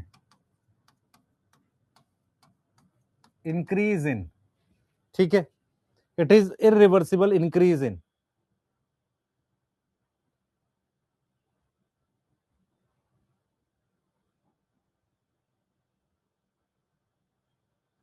ठीक है, it is irreversible increase in size, number of organ. ठीक है, मेरी बात समझो ध्यान से। मान लो 2 लीफ थी, 3 हो गई, क्या बढ़ गया? नंबर बढ़ गया, साइज बढ़ गया। ठीक है, और ये कैसा होना चाहिए? इरिवर्सिबल इंक्रीज होना चाहिए ऑफ ऑर्गन। ठीक है, सही है। And number of cells. Number of cells बढ़ने को भी हम क्या बोलते हैं? ग्रोथ बोलते हैं। पर ये जो भी हो कैसा होना चाहिए? इरिवर्सिबल होना चाहिए। अब ग्रोथ को कंपेयर करो जरा अलग अलग तरीके से। सबसे पहले 2 तरह की ग्रोथ कंपेयर करो। एक कंपेयर करो यूनिसेलुलर की, और कंपेयर करो किससे? मल्टी सेलुलर से। कितने लोगों को पता है कि मल्टी सेलुलर और यूनिसेलुलर क्या होता है? यूनिसेलुलर और मल्टी सेलुलर क्या होता है? कितने लोगों को पता है? अब मान लो यूनिसेलुलर की ग्रोथ की बात करते हैं। मेरी तरफ देखना बेटा सारे। ये सिंगल सेल है, सिंगल सेल है, इसकी ग्रोथ होगी तो साइज बढ़ेगा। तो यूनिसेलुलर ग्रोथ कैसे होती है कौन बताएगा? Increase in size, increase by increase in size. क्या हो रहा है? इंक्रीज हो रहा है किसमें? साइज ऑफ सेल में। साइज ऑफ सेल में क्या हो रहा है? इंक्रीज हो रहा है। अब ये डिवाइड करा, इसने डिवाइड करके क्या बना दिया? 2 सेल बना दिए, ऐसे 2 सेल बना दिए। ठीक है, क्या इसे ग्रोथ बोलेंगे? हाँ। अब क्या होता है सिंगल सेल के लिए? सेल डिवीजन जो होती है फॉर सिंगल सेल ऑर्गेनिज्म के लिए सेल डिवीजन जो होती है वो ग्रोथ भी होती है और रिप्रोडक्शन भी होती है। Cell division is growth and reproduction both, growth and reproduction both. यहां तक किसी को कोई दिक्कत है? ये बता दो। ग्रोथ और रिप्रोडक्शन दोनों होती है। मेरी बात समझ में आ रही है? देखो मेरी बात समझो। अगर मैं कंपेयर करता हूं सिंगल सेल की ऑर्गेनिज्म की ग्रोथ, जैसे अमीबा है तो उसमें साइज बढ़ना ग्रोथ है, डिवाइड करना जो है वो ग्रोथ भी है और रिप्रोडक्शन भी है। डिवाइड करना जो है वो ग्रोथ भी है और रिप्रोडक्शन भी है। यहां तक क्लियर है? डिवाइड करना जो है वो ग्रोथ भी है और रिप्रोडक्शन भी है। क्या यहां तक क्लियर है? यहां तक क्लियर है? पहले बता दो, यहां तक क्लियर है? यहां तक क्लियर है? जल्दी बताओ, यहां तक क्लियर है? जल्दी बताओ बेटा। साइज कभी नहीं कम हो सकता, नहीं। बस मेरी बात समझ ध्यान से, अगर तेरी साइज कम हो रहा है बॉडी का तो वो ग्रोथ थोड़ी थी, वो मोटापा था। मल्टी सेलुलर में कैसे ग्रोथ होती है देखो ध्यान से, ये मल्टी सेलुलर ऑर्गेनिज्म है, इनमें ग्रोथ होती है बाई सेल डिवीजन मेनली। इनमें कैसे ग्रोथ होती है? Growth occur by cell division, mainly cell division से। क्या इतनी बात समझ में आ रही है कि नहीं आ रही है बता दो बस। क्या इतनी बात समझ में आ रही है? क्या इतनी बात समझ में आ रही है कि नहीं ये बता दो। क्या इतनी बात समझ में आ रही है? तो हमारे पास ध्यान देंगे, हमारे पास दो तरह की ग्रोथ है, एक यूनिसेलुलर है और एक हमारे पास मल्टी सेलुलर है। ठीक है, हम दोनों की बात कर रहे हैं। ठीक है, हम दोनों की बात कर रहे हैं। ठीक है, यूनिसेलुलर की ग्रोथ कैसे होती है आपको बता दी, सेल का साइज बढ़ने से, साइज इंक्रीज हो गया, और क्या होता है, सेल को डिवाइड करने से। सही है। तो सिंगल सेल में क्या होता है बेटा, सेल की जो डिवीजन होती है वो ग्रोथ और रिप्रोडक्शन दोनों होती है। मल्टी सेलुलर में क्या होता है, सेल डिवीजन से हमारे पास क्या होती है, ग्रोथ होती है। मल्टी सेलुलर में कैसे होती है, सेल डिवीजन से। एक कंपैरिजन बनता है प्लांट ग्रोथ और एनिमल ग्रोथ का, प्लांट ग्रोथ और एनिमल ग्रोथ का एक कंपैरिजन बनता है। ध्यान देखेंगे बेटा, एक कंपैरिजन बनता है हमारे पास प्लांट ग्रोथ, और दूसरा हमारे पास क्या बनता है, एनिमल ग्रोथ। प्लांट ग्रोथ और एनिमल ग्रोथ को आपस में कंपेयर कर लेते हैं। आपको कोई डिफरेंस पता है किसी को, प्लांट ग्रोथ और एनिमल ग्रोथ में किसी को भी डिफरेंस पता है? प्लांट ग्रोथ और एनिमल ग्रोथ में अगर मुझे डिफरेंस करना हो तो कुछ डिफरेंस पता है आपको कि नहीं? बताओ, डिफरेंस पता है? प्लांट ग्रोथ क्या होता है बेटा, अनलिमिटेड होता है। प्लांट ग्रोथ क्या होता है, अनलिमिटेड होता है and occur through out life, लगातार होता रहता है। प्लांट में ग्रोथ जो होती है वो थ्रू आउट लाइफ हो, लगातार होती रहती है ना। प्लांट में ग्रोथ जो है वो लगातार होती रहती है ना, अनलिमिटेड होती है। एनिमल में ग्रोथ क्या है, एनिमल में ग्रोथ इज लिमिटेड। एनिमल में क्या है, ग्रोथ इज लिमिटेड। ग्रोथ हमारे पास क्या होती है, लिमिटेड होती है। एनिमल में क्या होती है, ग्रोथ हमारे पास क्या होती है, लिमिटेड होती है। यहां तक समझ में आ रहा है? एनिमल में क्या होती है, ग्रोथ लिमिटेड होती है। दूसरी चीज एक बात समझनी पड़ेगी, मैं एक एग्जांपल से आपको समझाता हूं, अगर आप एग्जांपल समझ पाओ तो। जैसे मान लो आपका ये हाथ छोटा था ऐसे, तो ऐसा तो नहीं हुआ कि ये हाथ छोटा रह गया खाली यहां से यहां बढ़ गया, ऐसा नहीं होता। प्लांट में क्या होता है, आप समझना इस बात को, प्लांट में क्या होता है कि जैसे मान लो आप जब छोटे रहे हो, आपने क्या किया, एक हाइट पर कोई कील गाड़ दी, तो वो कील उसी हाइट पे रहती है, प्लांट ऊपर से बढ़ जाता है। प्लांट की जो ग्रोथ होती है ना, ऐसे नहीं होती पूरा चीज एक साथ बढ़ता है, मतलब यूनिफॉर्म टाइप की नहीं होती। हमारी बॉडी की जो होती है वो प्रोपोर्शनल ग्रोथ होती है। प्लांट में जो ग्रोथ होती है वो लोकलाइज्ड ग्रोथ होती है ना। जैसे हमने यहाँ पर क्या लिखा, हमने लिखा कि थ्रू आउट लाइफ हो रही है। थ्रू आउट लाइफ समझ में आता है, पूरी लाइफ भर ग्रोथ होती है प्लांट में। ठीक है, और दूसरा क्या है बेटा, प्लांट की जो ग्रोथ होती है वो स्पेसिफिक लोकेशन पर होती है।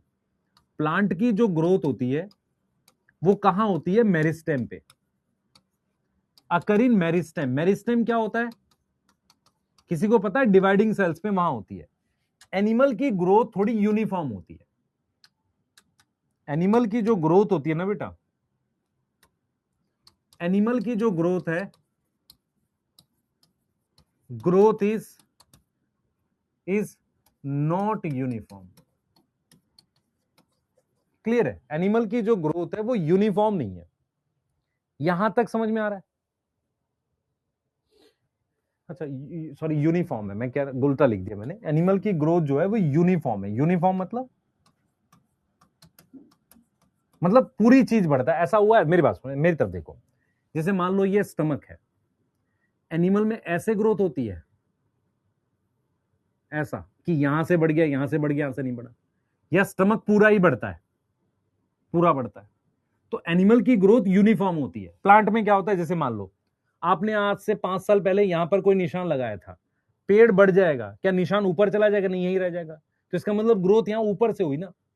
क्या मेरी बात समझ पा रहे हो, नहीं पा रहे हो? पहले बताओ, क्या मेरी बात समझ पा रहे हो कि नहीं पा रहे हो? बेटा बताओ जल्दी से, क्या मेरी बात समझ पा रहे हो कि नहीं पा रहे हो? क्या मेरी बात समझ पा रहे हो कि नहीं पा रहे हो? तो एनिमल और प्लांट की ग्रोथ में ये दो डिफरेंस होते हैं। प्लांट की ग्रोथ अनलिमिटेड होती है, एनिमल की ग्रोथ लिमिटेड होती है। प्लांट में ग्रोथ जो होती है एक लोकेशन पर होती है, अकर इन लोकेशन। उस लोकेशन का नाम है मेरिस्टेम।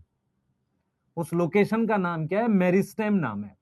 एनिमल में ग्रोथ ज्यादा यूनिफॉर्म होती है। अच्छा, सवाल ये उठता है, क्या नॉन लिविंग ग्रो कर सकता है? Can non living grow? क्या नॉन लिविंग ग्रो कर सकता है? आपसे सवाल है। देखो क्या होता है, मैं आपको समझाता हूं। आंसर है यस, बट एक्सट्रिंसिक ग्रोथ होती है। एक्सट्रिंसिक का मतलब होता है बाहरी। कैसे, मैं आपको समझाता हूं। आप में से कितने लोगों को यह पता है कि आपका गांव में जो घर था, जब रोड बनी तो घर नीचे हो गया? इसका मतलब रोड की ग्रोथ हो गई। रोड की ग्रोथ क्यों हो गई? क्योंकि उसके ऊपर और ज्यादा उन्होंने वो चीजें डाल दी, तारकोल और बाकी चीजें डाल दी, इससे रोड ऊपर हो गया।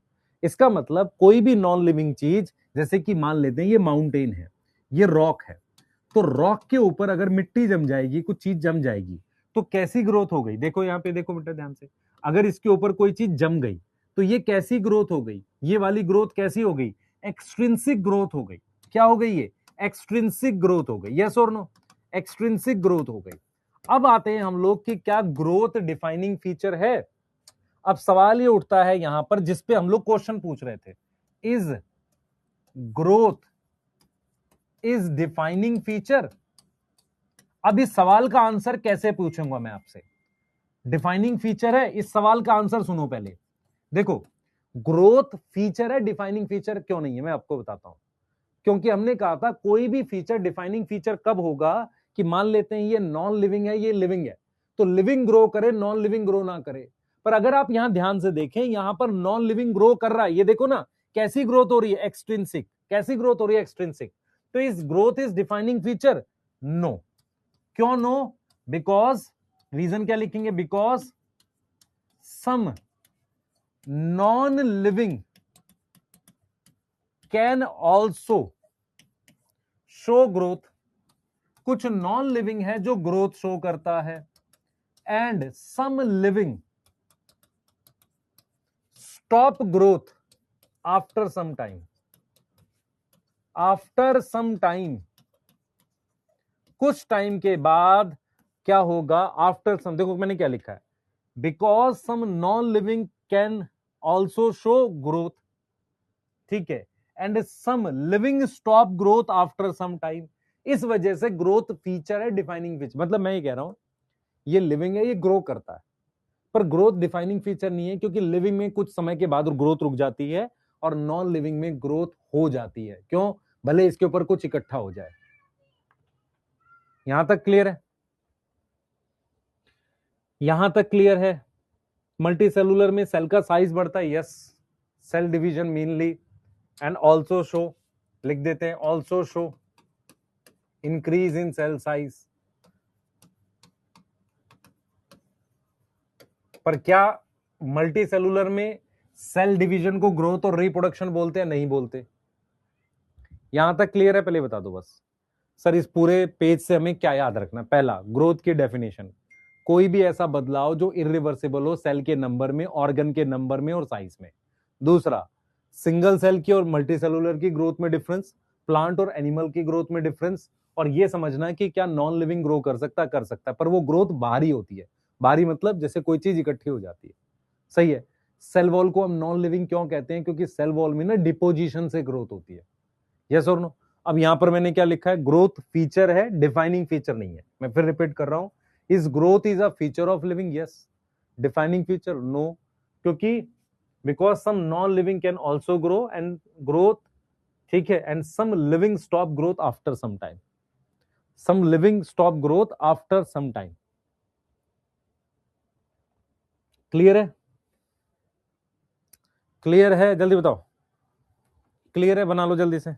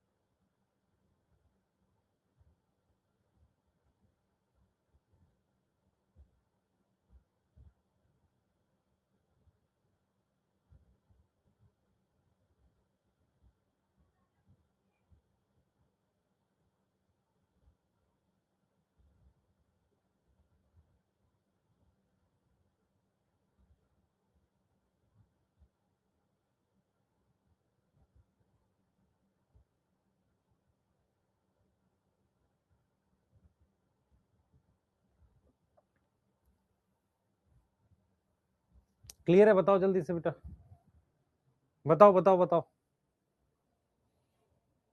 Internal growth is defining feature है? इंटरनल ग्रोथ डिफाइनिंग फीचर है? मैं ये पूछ रहा हूं। हाँ, डिफाइनिंग फीचर हो सकता है। अगर ग्रोथ इंटरनल है तो वो डिफाइनिंग फीचर हो सकता है, क्योंकि वो सिर्फ लिविंग में होती है। यस बच्चे, मेरी मेरी बात समझो ध्यान से। इस पूरे पैराग्राफ से मुझे क्या रट के जाना है? तुम्हें यूनिसेलुलर मल्टीसेलुलर की ग्रोथ में डिफरेंस समझ में आ रहा है, प्लांट और एनिमल की ग्रोथ में डिफरेंस समझ में आ रहा है, ये समझ में आ रहा है कि नॉन लिविंग कैसे ग्रो करता है चीजें इकट्ठी करके, बस। तो फिर ये दिमाग में रखना है, growth is feature not defining feature. बस, टॉपिक खत्म। अगले टॉपिक पे जा रहे हैं जिसका नाम है रिप्रोडक्शन। क्लियर है? बस, ज्यादा इसको बहुत ऐसा नहीं कि बहुत घुस घुस के पढ़ना है। क्यों? Because it is deleted topic, सिर्फ एनएमसी ने लिखा इसलिए दे रहे हैं। आने के चांसेस हैं तो सुपरफिशियल क्वेश्चन। ठीक है? यस,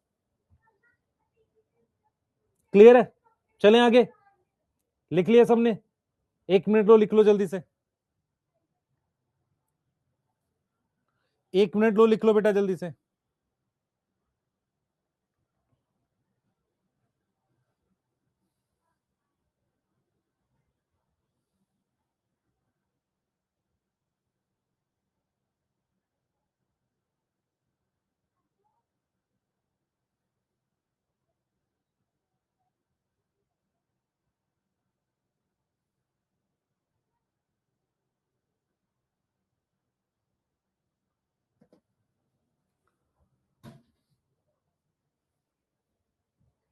बेटा, ये चैप्टर पढ़ने का मन इसलिए नहीं करता क्योंकि आप इसको लेकर रीड करते हो, कॉन्सेप्ट समझो, आगे बढ़ो, जल्दी जल्दी से समझो इसमें है क्या। बहुत सारी चीजें नहीं है इसमें, छोटी छोटी चीजें, उनको समझो, आगे बढ़ो, समझो, आगे बढ़ो। बहुत ज्यादा इसमें कॉम्प्लिकेटेड नहीं करना होता। यस, ठीक है, डन हो गया। तो अभी तक हमने क्या क्या पढ़ा है? अभी तक हमने अर्न्स्ट मेयर के बारे में पढ़ा था, ठीक है। उसके बाद हमने ये बेसिक इंट्रोडक्शन पढ़ा, यस। फिर हमने बताया फीचर होते हैं लिविंग के, यस। उसके बाद उस फीचर में सबसे पहले हमने क्या डिस्कस किया है? ग्रोथ को, ठीक है। क्या हमें एनसीईआरटी पढ़नी चाहिए? कोई जरूरत नहीं है ना। कोई एनसीईआरटी रीड करके कोई इसमें कोई खास फायदा नहीं हो रहा है। अपने को इसका अगला टॉपिक समझना है, और वो क्या है? वो क्या है हमारे पास? वो है रिप्रोडक्शन। वो क्या है हमारे पास? रिप्रोडक्शन। देख लें एक बार रिप्रोडक्शन। रिप्रोडक्शन देख लें बेटा आप फटाफट से। और वहां भी यही सवाल पूछा जाएगा, reproduction is a feature of living और नॉट। क्लियर है? यस।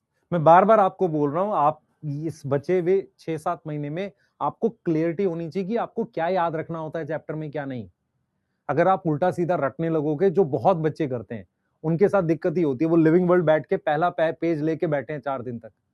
मत करो ये, ठीक है? यस। सेकेंड आ जाओ बेटा। Second is reproduction. What is reproduction? अगर मुझे रिप्रोडक्शन को डिफाइन करना हो तो मैं कैसे डिफाइन करूंगा? मुझे अगर रिप्रोडक्शन को डिफाइन करना हो तो मैं कैसे डिफाइन करूंगा, बताओ। What is definition of reproduction? बताओ, what is definition of reproduction? मुझे अगर रिप्रोडक्शन को डिफाइन करना है तो what is definition of reproduction?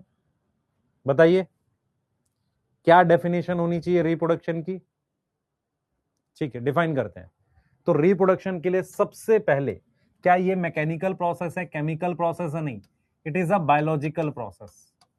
सबसे पहला पॉइंट है, it is a biological process to produce, क्या बना रहे हैं, ऑफस्प्रिंग बना रहे हैं। ऑफस्प्रिंग का मतलब होता है बच्चे, offspring of its own kind, खुद के जैसे ऑफस्प्रिंग बनाने का जो प्रोसेस है उसको हमने क्या लिख दिया है, रिप्रोडक्शन लिख दिया। यहां तक कोई दिक्कत है? यहां तक कोई दिक्कत है? अपने जैसे ऑफस्प्रिंग नहीं, काइंड, अपने जैसे बच्चे बनाने के प्रोसेस को हम क्या बोलते हैं, रिप्रोडक्शन बोलते हैं। ठीक है, क्लियर है? इट इम्प्लिसिट मतलब क्या हुआ समझो। When we talk about reproduction, ध्यान से सुनना, when we talk about reproduction, reproduction it implicit, इसका इम्प्लिसिट का क्या मतलब होता है, इसका मतलब, इम्प्लिसिट शब्द का मतलब आता है किसी को? इम्प्लिसिट, इम्प्लिसिट देखो, इम्प्लिसिट किस शब्द से आया, इम्प्लीकेशन। इम्प्लिसिट वर्ड बना है इम्प्लीकेशन से। इम्प्लीकेशन की हिंदी होती है निहित अर्थ। निहित अर्थ मतलब छुपा हुआ मतलब, सही है? तो इसका मीनिंग क्या है? इट इम्प्लिसिट का मतलब होता है मीनिंग। इसका मीनिंग मेनली होता है सेक्सुअल रिप्रोडक्शन। इसका मीनिंग क्या होता है? Mainly sexual reproduction. मेनली क्या होगा? सेक्सुअल रिप्रोडक्शन होगा। पहला पॉइंट, दूसरा पॉइंट क्लियर है तो बताओ। अच्छा, अब यहां पर पहला मन में सवाल ये आएगा कि सर एसेक्सुअल रिप्रोडक्शन क्यों नहीं? पहले समझो ध्यान से। रिप्रोडक्शन मेनली दो रीजन से आई थी, एक लाइफ को कंटिन्यू रखने के लिए और दूसरा वेरिएशन के लिए। रिप्रोडक्शन का वेरिएशन को लेके काफी ज्यादा रोल है, मेरी बात समझो ध्यान से।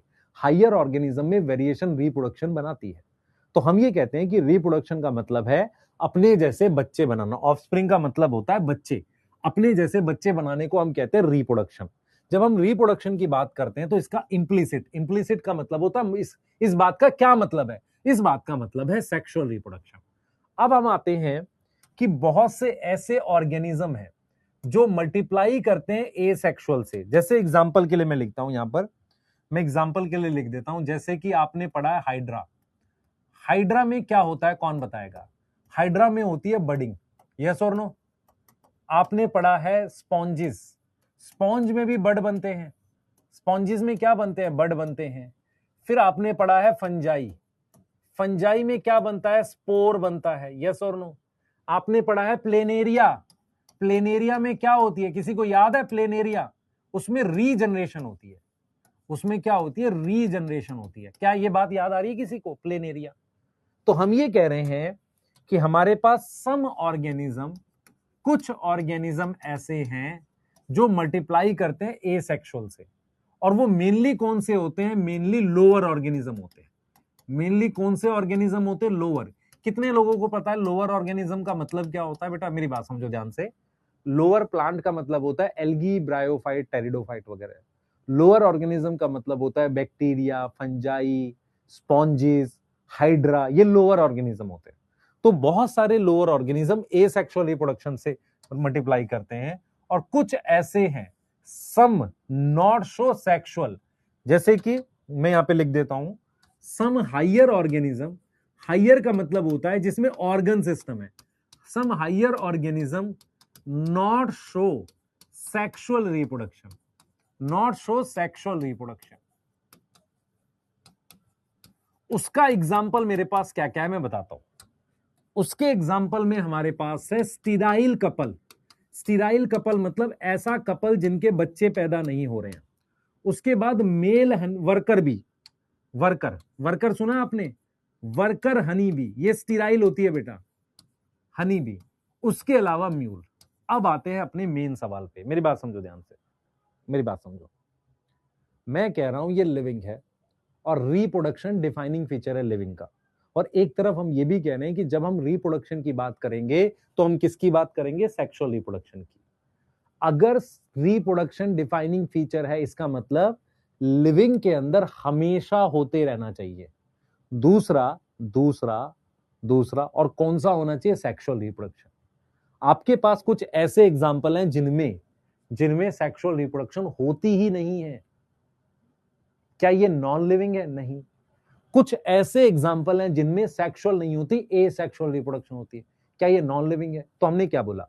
हमने बोला रिप्रोडक्शन का मतलब सेक्सुअल रिप्रोडक्शन मेनली हम लेते हैं क्योंकि ये वेरिएशन लाती है। पहले टॉपिक समझो ध्यान से।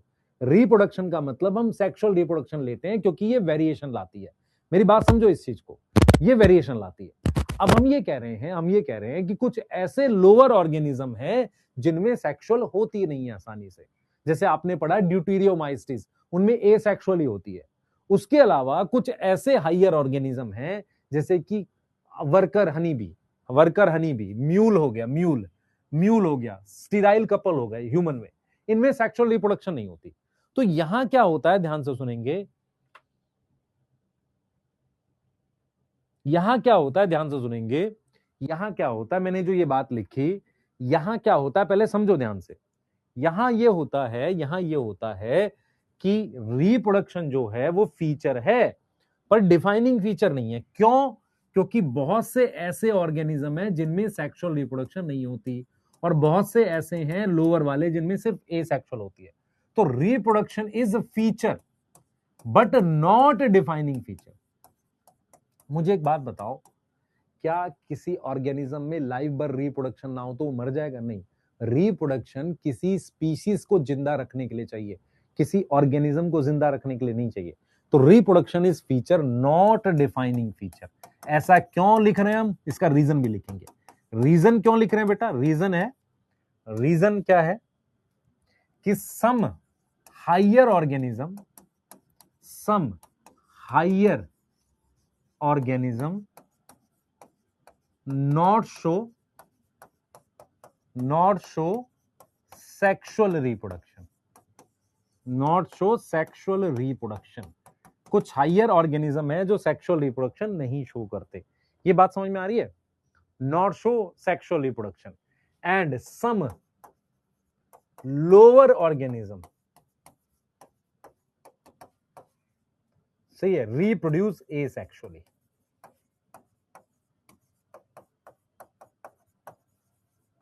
क्या यहां तक समझ में आई है कि नहीं, बताओ? Some lower organism reproduce asexually, some higher organism not show sexual reproduction. क्या यहां तक समझ में आई है कि नहीं? मैंने क्या बोला, मेरी बात समझो ध्यान से। मैंने बोला अच्छा इनमें क्या एसेक्सुअल होगी? नहीं होती है। तुमने पता ह्यूमन में कब एसेक्सुअल होती है, इनमें कब एसेक्सुअल होती है, म्यूल में कब एसेक्सुअल होती है? म्यूल बनता है हॉर्स और डंकी के क्रॉस से, तो म्यूल तो स्टीराइल होता है। आप समझो मैंने क्या पढ़ा है, पहले टॉपिक को दोबारा सुनो। मैंने कहा व्हाट इज रिप्रोडक्शन, अपने जैसे ऑर्गेनिज्म बना, ठीक है। रिप्रोडक्शन का मीनिंग है क्या, निकालते हम सेक्सुअल रिप्रोडक्शन।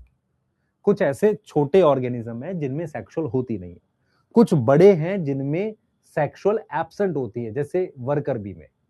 तो अगर मैं कह रहा हूं रिप्रोडक्शन डिफाइनिंग फीचर है, तो सभी ऑर्गेनिज्म में सेक्सुअल पूरी लाइफ भर होनी चाहिए। देख लो ध्यान से, इसलिए रिप्रोडक्शन फीचर है, डिफाइनिंग फीचर नहीं है। ऐसे पकड़ो टॉपिक को बस। बेटा म्यूल होता है हॉर्स और डंकी के क्रॉस से आता है और ये आगे रिप्रोड्यूस नहीं कर सकता। म्यूल खच्चर को कहते हैं। इतना पकड़ना है बस टॉपिक को। क्या हम इतना टॉपिक पकड़ सकते हैं? इतना ही पकड़ना है। What is reproduction, what is meaning of implicit, फिर ए लोअर में ए सेक्सुअल होती है, कुछ हाइयर में सेक्सुअल नहीं होती। इसका मतलब reproduction is not defining feature, क्योंकि सब में सेक्सुअल नहीं होती। बस।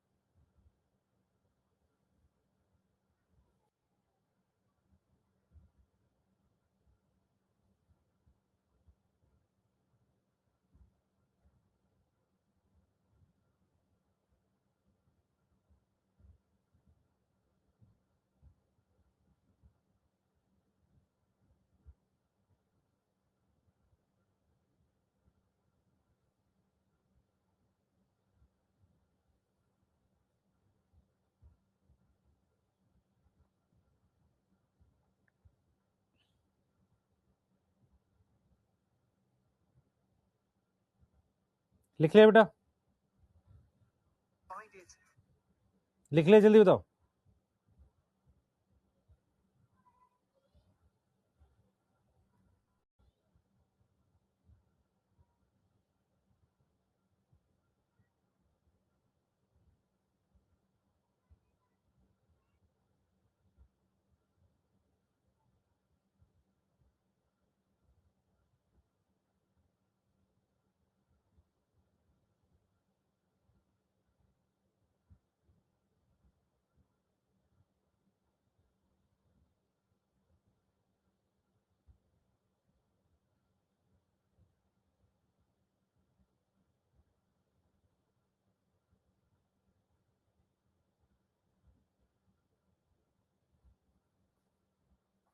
यहां तक क्लियर है बेटा, आगे चले।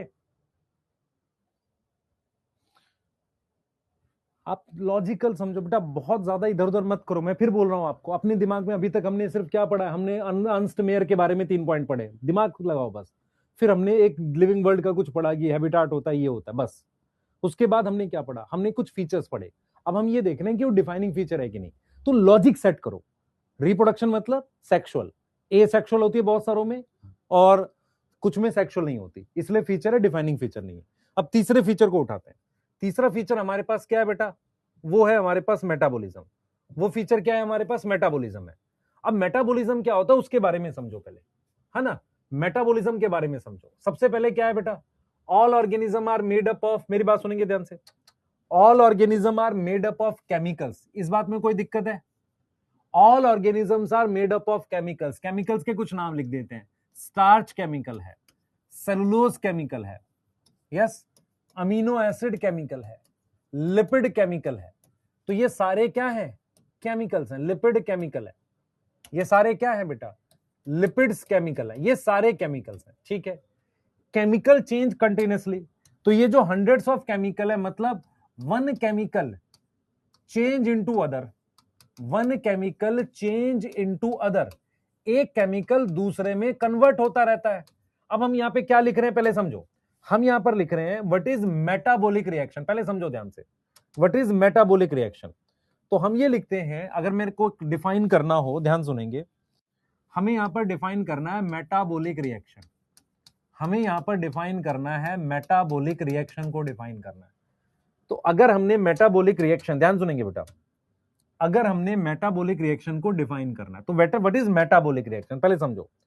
मेटाबॉलिक रिएक्शन क्या होता है, ध्यान सुनेंगे। मेटाबॉलिक रिएक्शन क्या होता है, एनी केमिकल रिएक्शन, कोई भी केमिकल रिएक्शन जिसको एंजाइम कराए, कैटेलाइज्ड बाय एंजाइम, कोई भी ऐसा केमिकल रिएक्शन जिसको एंजाइम कराए, उसको क्या बोलते हैं बेटा, उसको मेटाबॉलिक रिएक्शन कहते हैं। मतलब क्या हुआ कि जैसे मान लो ए कन्वर्ट हो रहा है बी में, और इसको कराने वाला कौन है, एंजाइम है, उस केमिकल रिएक्शन को बोलते हैं मेटाबॉलिक रिएक्शन। अब मैं एक बात बोलता हूं, all metabolic reactions are chemical reaction, सही है, but all chemical reactions are not metabolic reaction. यहां तक समझ में आ रहा है? यहां तक समझ में आ रहा है? तो इसका मतलब मेटाबॉलिक रिएक्शन वो है जिनको एंजाइम कराता है, और वो हमेशा कौन से मीडियम में होते हैं, एक्वस मीडियम में होते हैं। पानी चाहिए, हमेशा क्या चाहिए, पानी चाहिए उन रिएक्शंस को कराने के लिए। अब आपको पता है बेटा कि मेटाबॉलिक रिएक्शन दो टाइप के होते हैं। एक जिसमें कोई चीज टूट रही हो, जिसमें क्या हो, ब्रेक डाउन हो रही हो। तो ब्रेक डाउन होगा तो उसको क्या बोलेंगे, उसको बोलेंगे एनाबोलिक, उसको बोलेंगे एनाबोलिक। और एक जो हो रहा होगा जिसमें सिंथेसिस हो रही होगी, अगर सिंथेसिस हो रही होगी तो उसको हम क्या बोलेंगे, कैटाबोलिक बोलेंगे। तो एक हो गया एनाबोलिक और दूसरा हमारे पास क्या हो गया, कैटाबोलिक हो गया। एक हो गया एनाबोलिक और दूसरा हमारे पास क्या हो गया, कैटाबोलिक हो गया। मेरी बात समझ में आ रही है? अगर कोई चीज टूट रही है, जैसे मान लो एनाबोलिक, मैंने क्या किया, मैंने ग्लूकोज से ग्लाइकोजन बना दिया। तो ग्लूकोज से ग्लाइकोजन बनाया, what is glycogen, chain of glucose.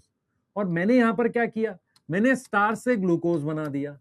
तो इसको मैंने क्या बोला बेटा, कैटाबोलिक बोला। मेरी बात समझ में आ रही है? कैटाबोलिक, उल्टा लिख दिया ना, उल्टा लिख दिया, मैंने ध्यान नहीं दिया। अगर सिंथेसिस हो रही होगी तो उसको बोलेंगे एनाबोलिक, और टूट रहा होगा तो क्या बोलेंगे, कोई चीज कैटाबोलिक हो रही होगी। अब आपसे पूछा जाए व्हाट इज मेटाबॉलिज्म। मेटाबॉलिज्म क्या होता है बेटा? Sum total of metabolic reaction, sum total of metabolic reaction. Metabolic reaction का जो टोटल है उसको हमने क्या बोला है? मेटाबॉलिज्म बोला है। उसको हमने क्या बोला है? मेटाबॉलिज्म बोला है। मैंने ठीक कर दिया बेटा। मेरी बात समझो ध्यान से। What is metabolism? आप में से कितने लोगों को मेरी बातें समझ में आ रही? What is metabolism? हम कह रहे हैं कि जितने भी ऑर्गेनिज्म हैं सब केमिकल्स के बने हुए हैं। वो केमिकल कुछ भी हो सकते हैं, ठीक है सर। ये केमिकल लगातार बदलते रहते हैं, सेल के अंदर चीजें बदलती रहती है, कोई किसी केमिकल में कन्वर्ट होता रहता है।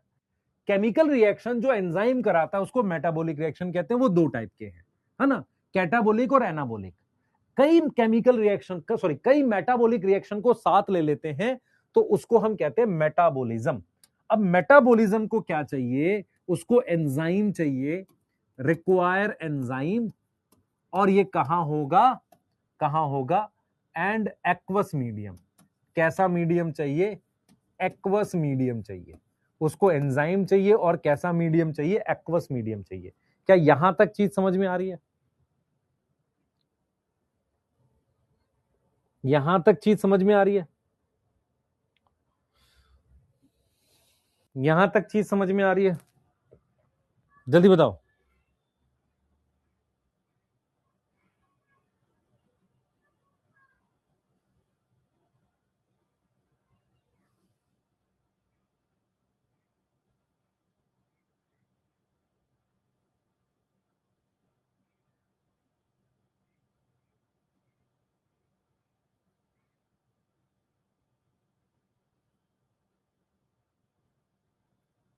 क्लियर है?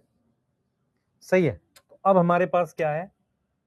हमारे पास इन विट्रो इन वीवो का पहले मीनिंग समझो। देखो मैं आपको टॉपिक क्या पढ़ा रहा हूं कि ये चीज डिफाइनिंग फीचर है कि नहीं। सबसे पहले आपको समझना पड़ेगा कि मेटाबॉलिक रिएक्शन वो केमिकल रिएक्शन होते हैं जिनको एंजाइम कराता है। ऐसे कई सारे केमिकल रिएक्शन को मिलाकर हम मेटाबॉलिज्म कहते हैं।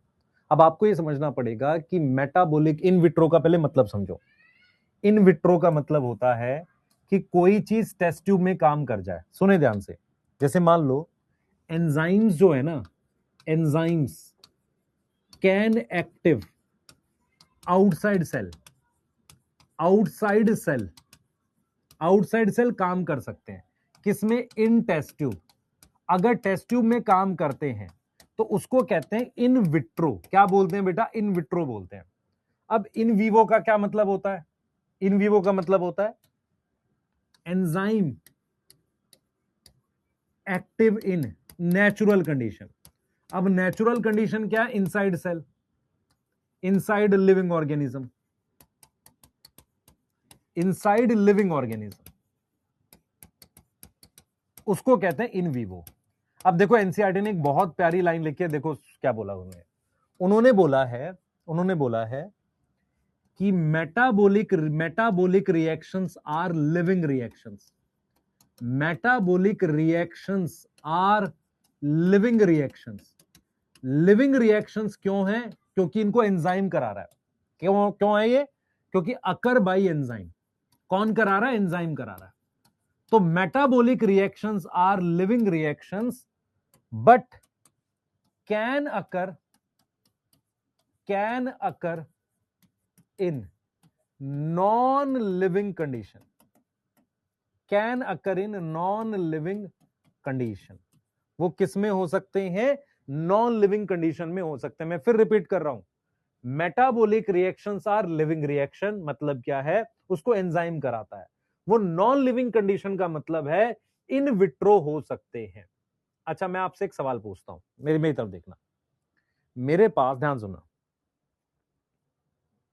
मेरे पास सलाइवा में पहले सुन लो ध्यान से, कुछ भी चीज लिखने से पहले।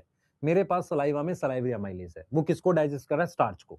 अगर मैं स्टार्च इसमें डाल दूं, मतलब मैं सलाइवा इसमें डाल दूं और स्टार्च इसमें डाल दूं, डाइजेस्ट होगा? हाँ। अब मुझे बताओ, इसके अंदर अगर सलाइवरी अमाइलेज काम कर रहा है, ये इन वीवो है, इन विट्रो है? इन विट्रो है। तो हम ये, तो क्या ये ग्लास लिविंग हो जाएगा? नहीं।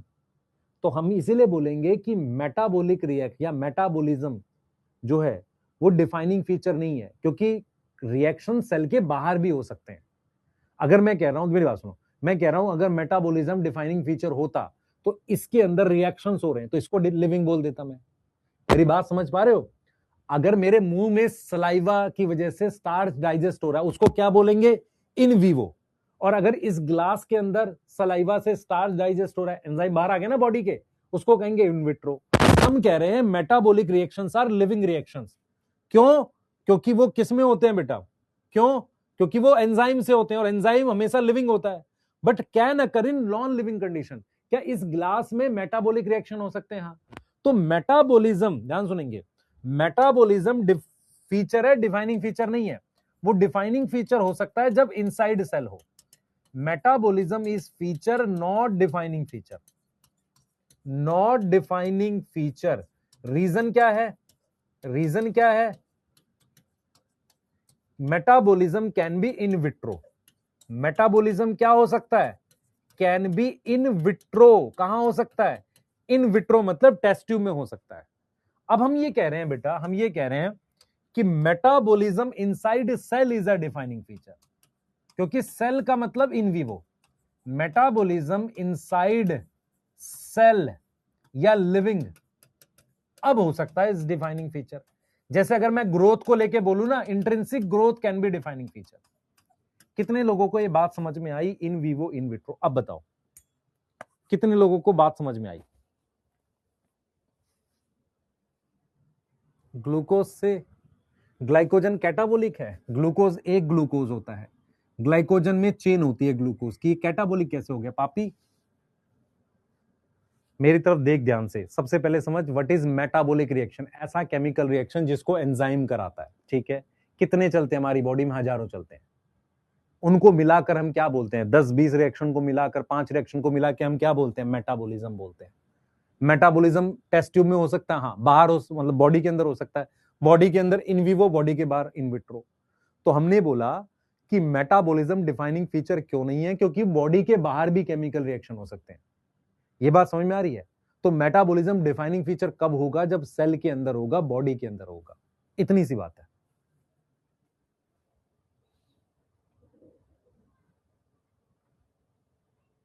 मेटाबॉलिकली इनएक्टिव कहां लिखा है बेटा मैंने?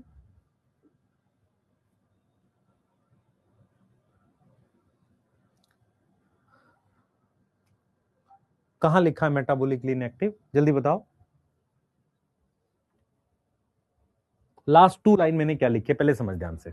मैंने बोला है मेटाबॉलिज्म फीचर है, डिफाइनिंग फीचर क्यों नहीं है?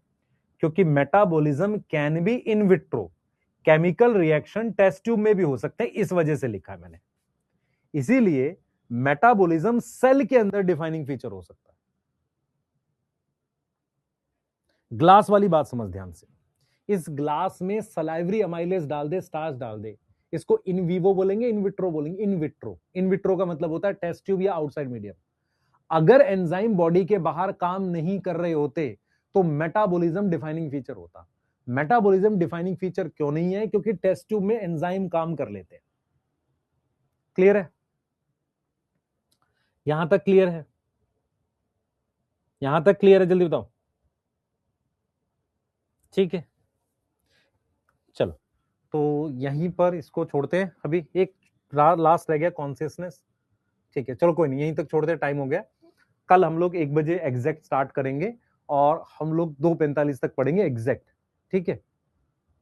नहीं, टाइम क्यों हो गया है? इसके बाद तो कोई क्लास ही नहीं है। रुक जाओ, मेटाबॉलिज्म कराते हैं। कौन है ये गधा? ठीक है, टाइम कैसे हो गया? कॉन्सियसनेस बताते हैं ना, ताकि अगला टॉपिक स्टार्ट करें कल। हाँ, कॉन्सियसनेस क्या होता है पहले समझो। ये लिखा नहीं लिखा पहले बताओ। ये लिखा नहीं लिखा? मुझे लगा बीच वाली क्लास चल रही है, मेरी इसके बाद क्लास है।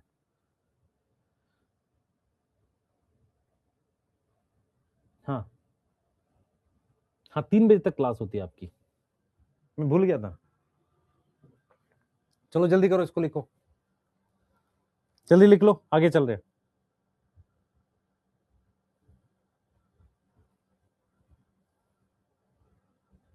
एक बच्चा इंस्टा पे मैसेज कर रहे थे, हद हो गई यार। सर आप क्लास में इंस्टा चलाते रहते हो? हाँ मैं सब चलाता हूँ बेटा, व्हाट्सएप भी क्लास में और सब कुछ।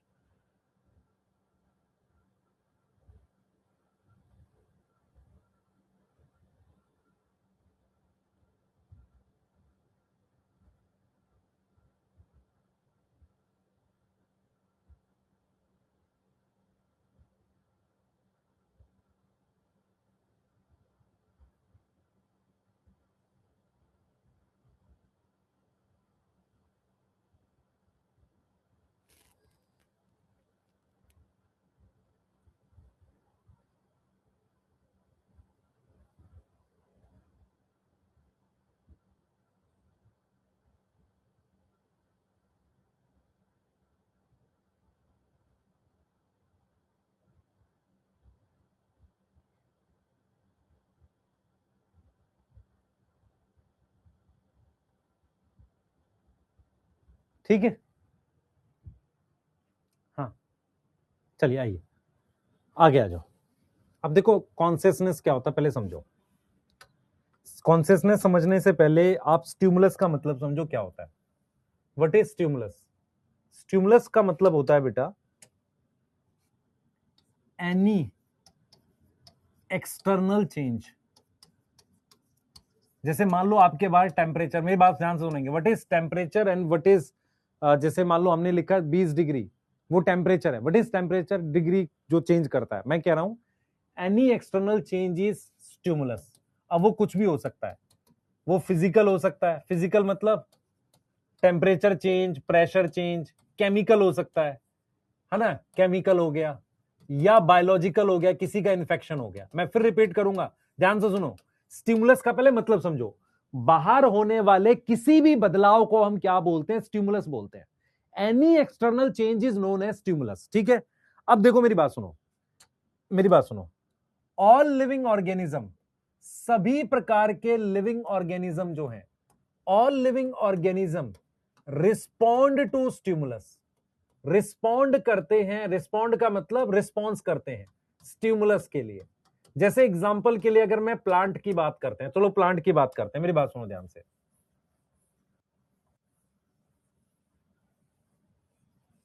All organism respond to stimulus, जिसको हम कहते हैं विच इज कॉन्शियसनेस। इसी को हम क्या बोलते हैं? कॉन्शियसनेस बोलते हैं। कॉन्शियसनेस का मतलब होता है कि हम बाहर होने वाले बदलाव के लिए रिस्पॉन्ड करें। मेरा हाथ यहां पे है, बाहर 20 डिग्री है, 40 होगा, मैं रिस्पॉन्ड कर दूं, दैट इज स्टिमुलस। 40 डिग्री होना इज स्टिमुलस। मैं कॉन्शियस हूं, इसका मतलब मैंने रिस्पॉन्ड किया। अब जैसे मैं एग्जांपल की बात करता हूं बेटा, प्लांट की एग्जांपल में किसकी बात कर रहा हूं? प्लांट्स की बात कर रहा हूं। तो प्लांट्स क्या करते हैं? याद करो, याद करो, फोटो पीरियड से फ्लावरिंग करते हैं। जैसे ही मान लो फूल कैसे आता है उसमें? Flowering by photo period. Photo period क्या होता है बेटा? फोटो पीरियड हमारे पास क्या होता है कि फूल आता है प्रॉपर एक लाइट पीरियड से। लाइट पीरियड से क्या है बेटा? Photo period. हाँ ठीक है, क्लियर है। फोटो पीरियड मतलब लाइट ड्यूरेशन से। उसके बाद बात करते हैं एनिमल्स की। अब हम लोग लिख रहे हैं एनिमल्स, है ना, हम लोग एनिमल्स की बात कर रहे हैं। तो एनिमल्स में क्या होता है देखो, जैसे माइग्रेशन हो गई, माइग्रेशन हो गई, रिप्रोडक्शन हो गई, ये लाइट से हो जाता है कई बार, reproduction in response to light या टेम्परेचर।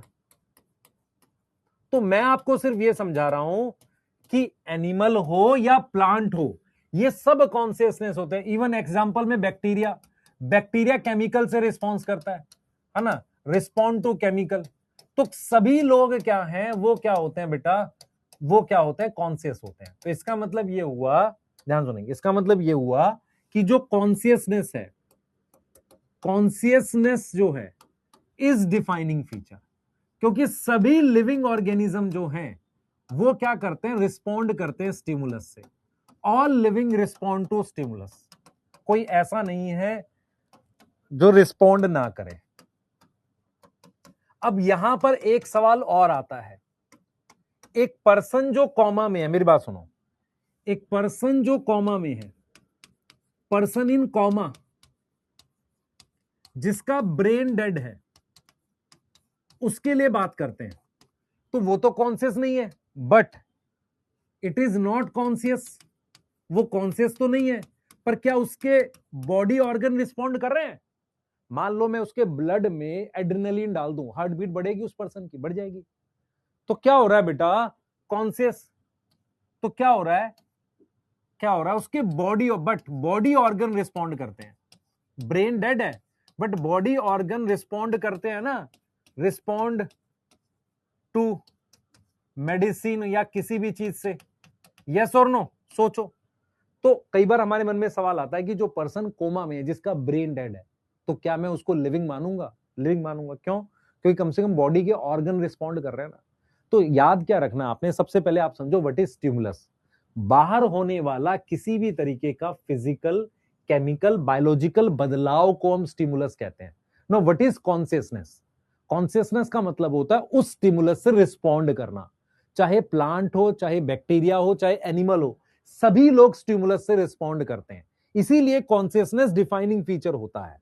अब जो पर्सन कोमा में है, मेरे मन में डाउट आता है क्या वो लिविंग है, डेड है? हम कहते हैं उसका ब्रेन डेड है, मान लेते हैं, लेकिन क्या उसके बॉडी ऑर्गन रिस्पॉन्ड कर रहे हैं? हाँ, कर तो रहे हैं। मेरी बात समझ में आ रही है कि नहीं आ रही, बताओ बेटा। बाबा अग्रोही, मैंने तेरा पढ़ लिया है मैसेज, बात करूंगा मैं तेरे से जल्दी। यस यस बेटा, रिप्रोडक्शन में मेनली एसेक्सुअल होती है लोअर के लिए। अब देखो एनसीईआरटी एक बात और लिखती है, only human is self conscious. Human is self conscious, इस बात का मतलब समझो। आप एक बात बताओ, आपने आपने कभी ये देखा है, मेरी बात सुनो ध्यान से, आपने कभी ये देखा है, आपने कभी ये सोचा है कि आप जो काम करते हो आपको उसका रीजन पता है, लेकिन जो गाय हैं आपके आसपास के एरिया में उसको पता है कि वो कहां पर है, मुरादाबाद में है कि लखनऊ में? उसको तो नहीं पता। उसको नहीं पता उसके काम का, उसका काम एक ही है, खाना, है ना, अपने बच्चे की प्रोटेक्शन। तो हम यहाँ पे लिख रहे हैं only human is self conscious का मीनिंग है कि ह्यूमन को ना, human know the reason of its action. अपने एक्शन का क्या है उसको रीजन पता है, एनिमल्स को नहीं पता होता। यहां तक कोई दिक्कत है? पहले ही बताओ बेटा, ब्रेन डेड और कोमा एक ही बात है, यहां तक कोई दिक्कत है? इस वाले टॉपिक से मेरे दिमाग में क्या समझ आया कि हम सभी और लिविंग ऑर्गेनिज्म में कॉन्शियसनेस होती है, क्योंकि हम बाहर होने वाले बदलाव के लिए स्टिमुलस जिसे कहते हैं उसके लिए रिस्पॉन्ड करते हैं। अब सवाल यह है कि जिसका ब्रेन डेड है उसके ऑर्गन रिस्पॉन्ड कर रहे हैं। ह्यूमन सेल्फ कॉन्शियस है, इसका मीनिंग होता है उसको अपने काम का रीजन पता है, क्यों कर रहा है वो रीजन पता है उसे। ठीक है, एनसीईआरटी क्या बोलती है बेटा? एनसीईआरटी कहती है कि लिविंग की एक बहुत इंपॉर्टेंट प्रॉपर्टी होती है एग्रीगेशन। लिविंग का एक इंपॉर्टेंट फीचर होता है, उसको कहते हैं एग्रीगेशन। जैसे फॉर एग्जांपल के लिए बताता हूं, जैसे अगर आप ध्यान से देखोगे, सेल एग्रीगेट होकर टिश्यू बनाते हैं, फिर टिश्यू से क्या बनता है? ऑर्गन बनता है। क्या मेरी बात समझ में आ रही है? क्या मेरी बात समझ में आ रही है, नहीं आ रही? पहले समझो ध्यान से। लिविंग का एक बहुत इंपॉर्टेंट फीचर है एग्रीगेशन। जैसे मान लो कार्बन है, कार्बन की एग्रीगेशन से मेरे पास ग्लूकोज बन गया। तो जब चीजें इकट्ठी होती है ना, मेरी बात सुनो, एग्रीगेशन, सेल एग्रीगेशन ने टिश्यू बनाया, तो टिश्यू में कुछ नए फीचर आ जाएंगे। यहां पर कुछ नए फीचर्स आएंगे कि नहीं आएंगे? फिर इसमें भी नए फीचर्स आएंगे। तो जैसे जैसे चीजें इकट्ठी होती जाती है ना, वैसे वैसे क्या होता है बेटा, हमारे पास नए फीचर्स आते जाते हैं। तो जब हम लिविंग को डिफाइन करते हैं ना, लिविंग क्या होता है? लिविंग क्या होता है बेटा? लिविंग एक ऐसा सिस्टम होता है जो खुद से इवॉल्व कर रहा है, खुद से रेगुलेट कर रहा है, उसके अंदर एग्रीगेशन होती है चीजों की। जैसे मैं आपसे कहता हूं, सेल ने इकट्ठा करके टिश्यू बनाया, तो टिश्यू का कुछ नया फीचर होगा? हाँ। टिश्यू ने इकट्ठा करके ऑर्गन बनाया, तो क्या उस ऑर्गन में कुछ नए फीचर्स आ जाएंगे? हाँ। लिविंग का एक बहुत इंपॉर्टेंट फीचर है जिसे हम एग्रीगेशन कहते हैं। बेटा गूगल में ब्रेन और कोमा डेड को वो सेम नहीं बोल रहा बेटा, गूगल उसको एक अलग पर्सपेक्टिव से ले रहा है, मैं चैप्टर के पर्सपेक्टिव से ले रहा हूं। गूगल सारी बातें वैसी नहीं समझेगा ना जैसा मैं समझाना चाह रहा हूं। A person in coma, coma का मतलब ब्रेन वापसी भी आ सकता है, वो ऐसी बातें डिस्कस करेगा। वो कैसे जानता है कि ये बात किसने पूछी है? लिविंग वर्ल्ड पढ़ने वाले बच्चे ने पूछी है, या किसी डॉक्टर ने पूछी है, या किसी पेशेंट ने पूछी है? मेरी बात समझ ध्यान से, क्लियर है? उस तरीके से सोचना में, क्लियर है? तो लिविंग क्या होता है? What is living? तो लिविंग की अब डेफिनेशन आ गई है, लिविंग की एक डेफिनेशन आ गई है। तो लिविंग क्या होता है? इट इज सेल्फ रेगुलेटिंग, मतलब खुद से चलने वाला है, इवॉल्विंग सिस्टम, जो क्या शो करता है? Show aggregation. And respond to stimulus. ये डेफिनेशन किसकी है? लिविंग की। लिविंग का मतलब होता है, एक देखो, अब ये पूरा टॉपिक जब खत्म होता है, जैसे ये पूरा टॉपिक खत्म हो गया, यहां पर हमें ये पता चल गया कॉन्शियसनेस एक डिफाइनिंग फीचर है। उसके बाद हमें एक नई प्रॉपर्टी पता चली जिसे हम एग्रीगेशन कहते हैं। अब कहता है कि जब आपने चारों को पढ़ लिया तो अब एक लिविंग की डेफिनेशन बना के दो। तो लिविंग की डेफिनेशन ये है कि लिविंग क्या होता है बेटा? लिविंग एक ऐसा सिस्टम होता है जो खुद से चल रहा है, सेल्फ रेगुलेटिंग है, धीरे धीरे इवॉल्व कर रहा है, और जो क्या शो करता है? एग्रीगेशन शो करता है। एग्रीगेशन मतलब एक नई प्रॉपर्टी शो करता रहता है जब चीजें इकट्ठी होती है, और रिस्पॉन्ड करता है स्टिमुलस से। इसमें ना हमने ग्रोथ लिखा है, ना मेटाबॉलिज्म लिखा है, ना रिप्रोडक्शन लिखा है लिविंग में। क्लियर है? ये क्या कह रहा है पहले समझो ध्यान से। इसने पढ़ाया कि ग्रोथ फीचर है, डिफाइनिंग फीचर नहीं है। रिप्रोडक्शन फीचर है, डिफाइनिंग फीचर नहीं है। मेटाबॉलिज्म फीचर हो सकता है जब हम बात करेंगे सेल के अंदर। कॉन्शियसनेस डिफाइनिंग फीचर है। फिर इसने बोला ह्यूमन सेल्फ कॉन्शियस होता है। फिर इसने कहा कि एक डेफिनेशन बना के दो। तो लिविंग, जैसे मान लो दिस इज लिविंग, तो लिविंग एक ऐसा सिस्टम है जो खुद को रेगुलेट करता है, जिंदा रहता है ना, आत्मा है उसके अंदर, सेल्फ रेगुलेटिंग है, इवॉल्विंग है, धीरे धीरे इवॉल्व भी कर रहा है, और उसके अलावा बेटा रिस्पॉन्ड करता है स्टिमुलस से, एग्रीगेशन शो करता है। ये डेफिनेशन बनती है।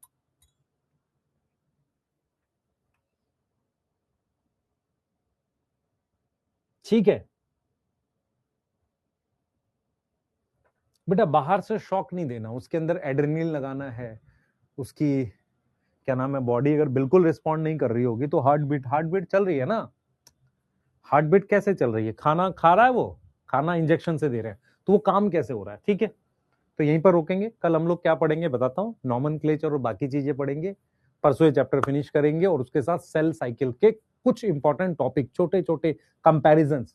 तो कौन बच्चा ऐसा है जो परसों तक सेल साइकिल नहीं खत्म करेगा, 2-3 बार याद करके टेस्ट देके? कोई ऐसा है समझदार? पिटाई कर दूंगा मैं तुम्हारी 2-4 की। और मैं फिर बोल रहा हूं, तुम्हारी प्रॉब्लम का सोल्यूशन कैसे निकलेगा? मल्टीपल रिवीजन से, है ना। जितनी बार चीजें रिवाइज करोगे प्रॉब्लम के सोल्यूशन निकलेंगे। Yes yes. नहीं बेटा, एंजाइम परमानेंट काम नहीं करता। आज डाउट क्लास अभी हटाऊंगा, उसको भी लगी हुई हटा दूंगा, क्योंकि मैं उसको कर लूंगा आपको एक दिन, जब मैं सेल साइकिल आपको से डिस्कस करना। अभी कुछ बच्चे कर लें फिर करते हैं। ब्रेन डेड वाला बेटा, जो पर्सन ब्रेन डेड है पर वो लिविंग है, क्योंकि वो उसकी बॉडी रिस्पॉन्ड कर रही है। यस, एंड कर रहे हैं, बाय।